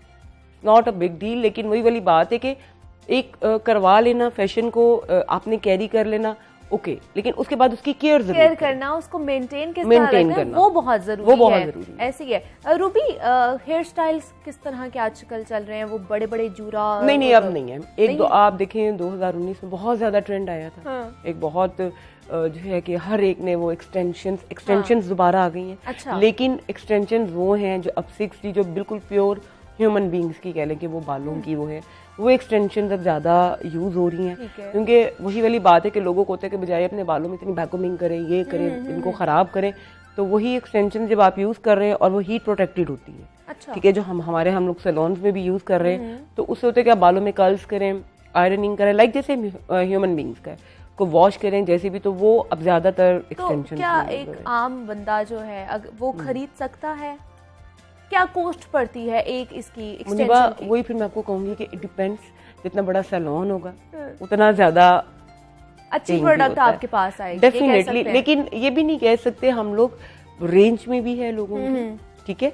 अब लेकिन वही वाली बात है कि कुछ हमारे यहाँ कह लें कि इस प्रोफेशन में, ये इस मीडिया इंडस्ट्री में भी लोगों ने इतना ज्यादा एक्सपेंसिव इन चीजों को करते जा रहे हैं कि आम इंसान की रेंज में वो चीजें नहीं रहती। लेकिन ऐसा नहीं है कि अगर आप एक अपने बिजनेस पॉइंट ऑफ व्यू से देखें, आप इसको अगर एक इकोनॉमिकली करें जैसे हम लोग भी कर रहे हैं, तो समझ लें कि 10 से 15,000 में एक अच्छे बालों अगर की आप एक्सटेंशन एक अच्छी कॉस्ट पे भी लेते हैं तो मेरे ख्याल से आपका 2-3 साल गुजर जाएंगे ज्यादा गुजर अगर आप केयर जाएंगे। करके रखते हैं। ठीक है, अब देखें जैसे आप आ जाए अपनी लैशेस पे, आई लैशेस पे एक दौर आजकल में होता वो था, बहुत ज्यादा चल रहा है, वो भी 6G में आ Extension। गई है, 6G में आ गई है। अच्छा। ठीक है, वो भी आ गई है, वही वाली बात है। अब आप पे भी है ना कि आप एक चीज को आपने लेंस यूज कर ली है, ठीक है, उसके बाद आपने उसकी केयर नहीं की, उसके सोल्यूशन की केयर नहीं की, तो फिर आप ये कहेंगे प्रोडक्ट पे नहीं, आपकी केयर पे भी डिपेंड करता है। आजकल रूबी लेजर ट्रीटमेंट भी बहुत आ रहे हैं, फेशियल, हाइड्रा फेशियल बिल्कुल और ऐसे PRP भी आ रहे हैं। ये कितना एसेंशियल है हमारी स्किन के लिए और कितना बहुत ज्यादा है, नुकसानदेह बहुत ज्यादा है। मैं आपको बताऊं, अब जो लेटेस्ट में हम लोग कर रहे हैं उसमें गैल्वेनिक भी है, हाई फ्रीक्वेंसी भी है। ठीक है, अब गैल्वेनिक फेशियल क्या है, ये आपके इलेक्ट्रिक टूल्स में जब हम लोग जैसे प्लस माइनस, इसमें मैं आपको सिंपल फॉर्मूला बताऊं तो वो क्या होता है, वो आपकी स्किन की जितनी प्योरिटीज, जितने टॉक्सिन्स है उसको स्किन से बाहर करना ठीक है। जब हम लोग माइनस या प्लस में जाके उसको सीरम है या कुछ भी है उसमें पेनिट्रेट करते हैं, तो गैल्वेनिक वो इस वक्त वाहिद फेशियल मैं कह सकती हूँ कि लेटेस्ट टेक्निक्स में आ रहा है कि अगर स्किन की 3 लेयर्स है ना, तो हाइड्रा वगैरह ये अगर 2 तक क्लियर कर रहे हैं स्किन को, जो है उसको पेनिट्रेट सीरम करने में उसमें हेल्प कर रहे हैं, तो गैल्वेनिक आपकी 3rd लेयर तक जाके अच्छा। आपकी स्किन को पेनिट्रेट कर रहा है। मतलब हमारे यहाँ पर इंक्रीज हो रही है, टेक्नोलॉजी आ रही है, जैसे बिल्कुल अगर ऐसे बाहर है, की बात है बिल्कुल ऐसे है, क्योंकि लोग नए से नए ट्रेंड्स आ रहे हैं, नए से नई चीजें सीखने में आ रही हैं, देखने में आ रही हैं। ठीक है, अब अगर आप जैसे हाइड्रा का करते हैं तो हाइड्रा का भी वही आपकी स्किन की डीप क्लिनजिंग आप कह लें, अगर आम वर्ड्स में हम लोग ठीक है। हम अगर नहीं भी आप सैलून्स जा सकते हैं या डॉक्टर के पास जा सकते हैं, आप घर में बैठकर भी बहुत अच्छे तरीके से, जिस तरह रूबी ने हमें टिप्स दी, आप डीप क्लिनजिंग कर सकते हैं, अपनी स्किन को फ्रेश किस तरह रख सकते हैं, आप घर में छोटे छोटे टोटके कर सकते हैं। बिल्कुल ऐसे। रूबी, बहुत शुक्रिया, आपका ब्यूटी एक्सपर्ट थी हमारे साथ, उन्होंने आज के इस सेगमेंट में हमें बहुत सारी जो एक्सपर्ट एक दे सकता है हमें कि हम लोगों को किस तरह अपनी चीज़ों को ठीक करना है, टिप्स दे सकता है, वो हमें उन्होंने शेयर की है। पाकिस्तानी ड्रामा इंडस्ट्री की दुनिया भर में धूम है, उसके क्लासिकल ड्रामों वारिस, अनकही, तन्हाइयाँ, धूप किनारे और अंधेरा उजाला आज तक पसंद किए जाते हैं, जबकि बाद में आने वाले ड्रामे भी कई जबानों में डब होकर आलमी पहचान बनाने में कामयाब रहे हैं। लेकिन अब कुछ सालों से पाकिस्तान में जिस तरह तुर्क ड्रामों की पजीराई मिल रही है और जिस तरह हुकूमती सतह पर उन्हें दिखाने के इकदाम किए जा रहे हैं, इससे कई सवालात जन्म लेते हैं कि क्या हमारे ड्रामे इतने अच्छे नहीं रहे कि शायकीन की बड़ी तादाद तुर्क ड्रामों की जानिब मुतवज्जो हो रही है, और क्या वजह यह है कि हमारे अपने ड्रामों को वैसी सरकारी पजीराई नहीं मिल रही जैसे तुर्क ड्रामों को मिल रही है। इस सब पर बात करेंगे। हमारे साथ मौजूद हैं ड्रामा राइटर हैं आमना मुफ्ती। आमना मुफ्ती साहिबा, बहुत शुक्रिया आपका हमें वक्त देने के लिए। आमना मुफ्ती, जिस तरह ये हमें तुर्क ड्रामों को पजीराई मिल रही है, क्या हमारे ड्रामों में वो यकसानियत का शिकार हो गए हमारे ड्रामे, जो हमारे ड्रामों में लोग अपील नहीं कर पा रहे उनको? नहीं, ऐसा तो मेरा ख्याल है कि नहीं है। आप आज की रेटिंग्स देखिए, अभी एक दो चैनल्स की मैं देख रही थी, 8.9, 11.3 तक रेटिंग्स थी। ये रेटिंग्स बहुत ज़्यादा हैं अगर आप टेक्निकली इनको देखें, तो ऐसा तो नहीं है कि इनको पजीराई नहीं मिल रही है। ये पॉलिसीज़ होती हैं और उन पॉलिसीज़ के हिसाब से चला जाता है, और शायद अब कोई ऐसी पॉलिसी हो कि प्राइवेट ड्रामास को प्रमोट ना किया जाए, इनको ख़त्म किया जाए, तो इसके लिए ये सिलसिला किया जा रहा है। अदरवाइज मुझे ये नहीं लगता कि जो हमारे ड्रामाज हैं जो प्राइवेट इंडस्ट्री प्रोड्यूस कर रही है, उनकी कोई पजीराई में या मकबूलियत में या यकसानियत है उनमें, मुझे ये नजर नहीं आता जो सिनेरियो मेरे सामने। जिस तरह हुकूमती सरपरस्ती में तुर्क ड्रामे दिखाए जा रहे हैं, वैसे सरपरस्ती पाकिस्तानी ड्रामों को क्यों नहीं नसीब हो रही? देखिए, ये तो एक सवाल है जो मैं भी करना चाहूंगी। इसका जवाब अगर मेरे पास होता तो मैं यहाँ ना होती। ये वो सवाल है जिसका जवाब हम सब मांगते हैं कि आखिर क्यों हमारे एक ड्रामा, आपने शुरू में बड़ी अच्छी बात की थी कि ये तो हमारा एक पहचान है, हमारा ड्रामा हमारी पहचान है दुनिया में।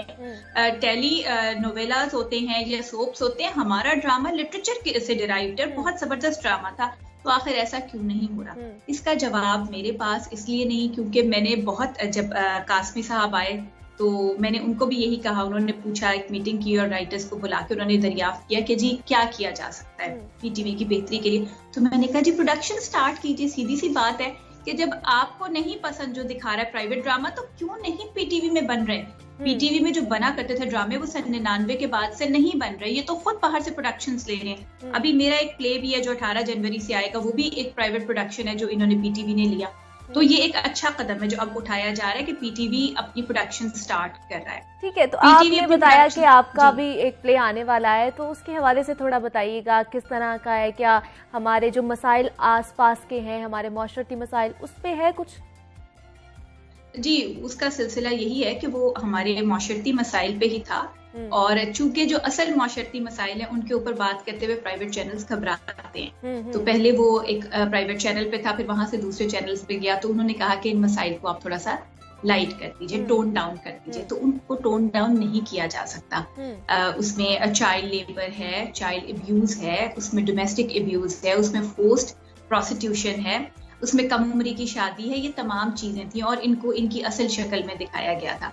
तो वो जाहिर है कि इस तरह की चीजें जो हैं वो चैनल्स डरते हैं। तो जो स्टार्ट में हमने बात की वही बात हुई कि अब चूंकि पीटीवी ने अपनी प्रोडक्शन स्टार्ट की हैं, अब चूंकि वो इस चीज की तरफ आ रहा है, तो वो प्ले पीटीवी पे आ गया। तो ये चीजें जो जिस तरह का ये टर्किश ड्रामा का कंटेंट है, या इस तरह के जो बोल्ड और स्ट्रॉन्ग कंटेंट है, इनके पीछे रियासत जब होगी तो तभी ये देखे जाएंगे।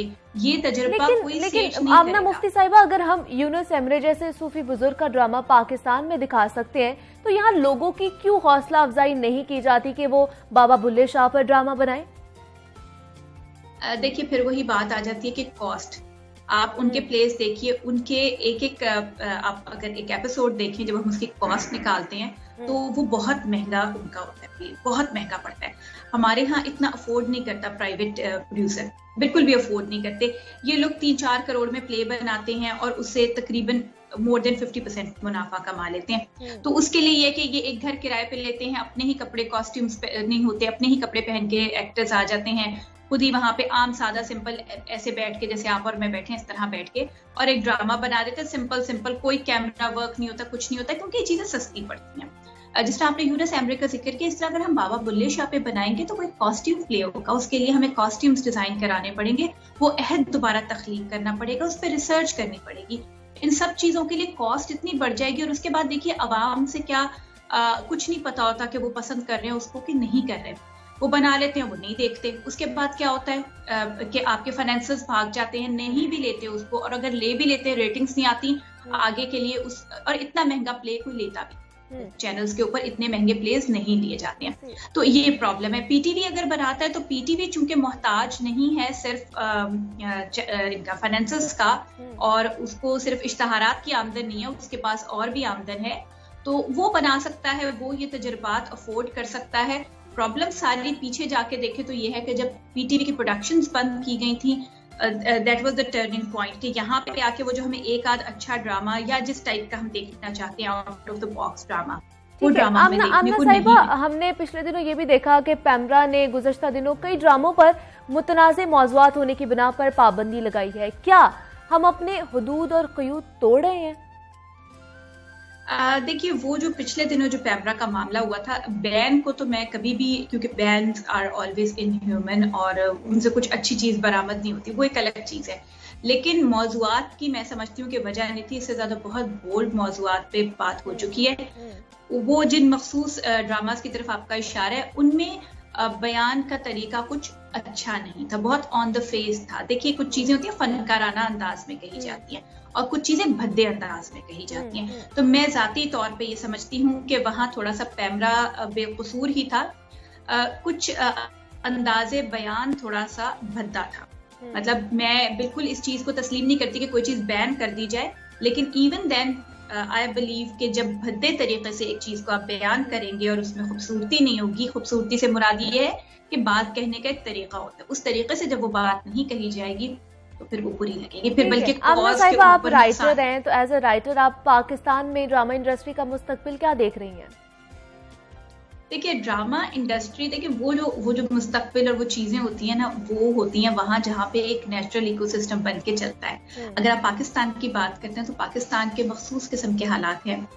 वहाँ यहाँ जब कोई इंडस्ट्री फलती फूलती है तो उसके पीछे मखसूस लोगों के स्टेटस को के नजरियात होते हैं, उनके मफादात होते हैं। तो ये नेचुरल इकोसिस्टम तो नहीं है ना यहाँ पे। अगर आप नेचुरली देखें, उस हिसाब से देखें तो पाकिस्तान में ड्रामा इंडस्ट्री क्या, फिल्म इंडस्ट्री क्या, आर्ट से रिलेटेड तमाम फॉर्म्स के, और स्पेशली जहाँ पे स्टोरी टेलिंग आती है, उसके आगे बढ़ने के बहुत चांसेस हैं। तो फिर हमें मजीद बेहतर ड्रामे बनाने के लिए क्या करना चाहिए? अब क्या हम आगे कर सकते हैं? देखिए, बेहतर ड्रामे बनाने के लिए अभी भी बहुत चीजें आ रही हैं। बेहतर ड्रामे बनाने के लिए 2-4 चीजें जरूरी हैं। एक तो ये है कि मैं ये समझती हूँ कि थोड़ा सा इनको थोड़ा टैक्सेस में और उन चीजों में छूट दी जाए। 2-3 साल में पिछले जरा इनके ऊपर सख्ती आई है, जिसकी वजह से प्रॉब्लम्स आए हैं, और जाहिर है वो बड़े डिटेल्ड प्रॉब्लम्स है, वो एक प्रोग्राम में कवर नहीं हो सकते हैं। एक तो ये कि इनको थोड़ा सा हुकूमत को इनिशिएटिव देना चाहिए, और हमारे कुछ सब्सिडीज भी देनी चाहिए, कुछ टैक्सेस में ही छूट दे दें, इनको थोड़ा सा आजाद करते हैं। जब वो आजादी मिलेगी तो तभी पैसा आएगा ना। ये कोई भी सनत पैसे के बगैर नहीं चलती। एक तो ये, और दूसरी चीज ये कि जहां से खाम माल प्रोड्यूस हो रहे हैं ना, अभी डाइजेस्ट राइटर्स लिख रही हैं ज्यादातर, या ऐसे ही जो शौकीन लोग हैं वो आ गए हैं इस फील्ड में, प्रॉपर ट्रेन लोग नहीं आए हैं। तो अब कुछ इदारों में शुरू हुआ है पढ़ाना इन चीजों का, वरना तो हमारे यहाँ इतने ज्यादा नहीं थे। ड्रामा से, फिल्म से, इन चीजों से related subjects academies Aahista Aahista सामने आए, वो सेटअप किए जाएं ताकि वहां से ट्रेन लोग आए, और इंडस्ट्री उनको अच्छे आमदन पे, अच्छे पे स्केल पे उनको जब एम्प्लॉय करना शुरू करेगी तो ज़हीन और अच्छे लोग इस तरफ आएंगे और ये इंडस्ट्री फ्लरिश होगी। और दूसरा ये कि सिर्फ यहाँ के लोकल ऑडियंस के ऊपर हम ना रहें, हम बाहर की नई मार्केट्स जो हैं उनमें भी जाएं। जैसे टर्किश प्लेस यहाँ आए तो पाकिस्तानी प्लेस भी टर्की जाए ना, ये दो तरफा हो, ये एक तरफा ना हो, ये उस तरह ना हो जैसे कॉलोनियल टाइम में हुआ था कि यहाँ से तो कुछ नहीं जा रहा था और वहां से आ रहा था। तो इसको दो तरफा होना चाहिए। अगर ये 3 नकात हम इसको तरीके से हैंडल कर लें तो मैं समझती हूँ कि ये इंडस्ट्री इसको फ्लरिश भी होगी और हमें बहुत ज्यादा ऐसे ज़र मुबादला भी मिलेगा और हमारे लोगों को बेतहाशा रोजगार भी मिलेगा। और बहुत सारे लोग ऐसे हैं, ये एक ऐसी व्हाइट कॉलर जॉब है जी, जिसमें बहुत सारे लोग थी हमारे साथ, ड्रामा राइटर थी, आपने हमें वक्त दिया, बहुत शुक्रिया आपका जनाब।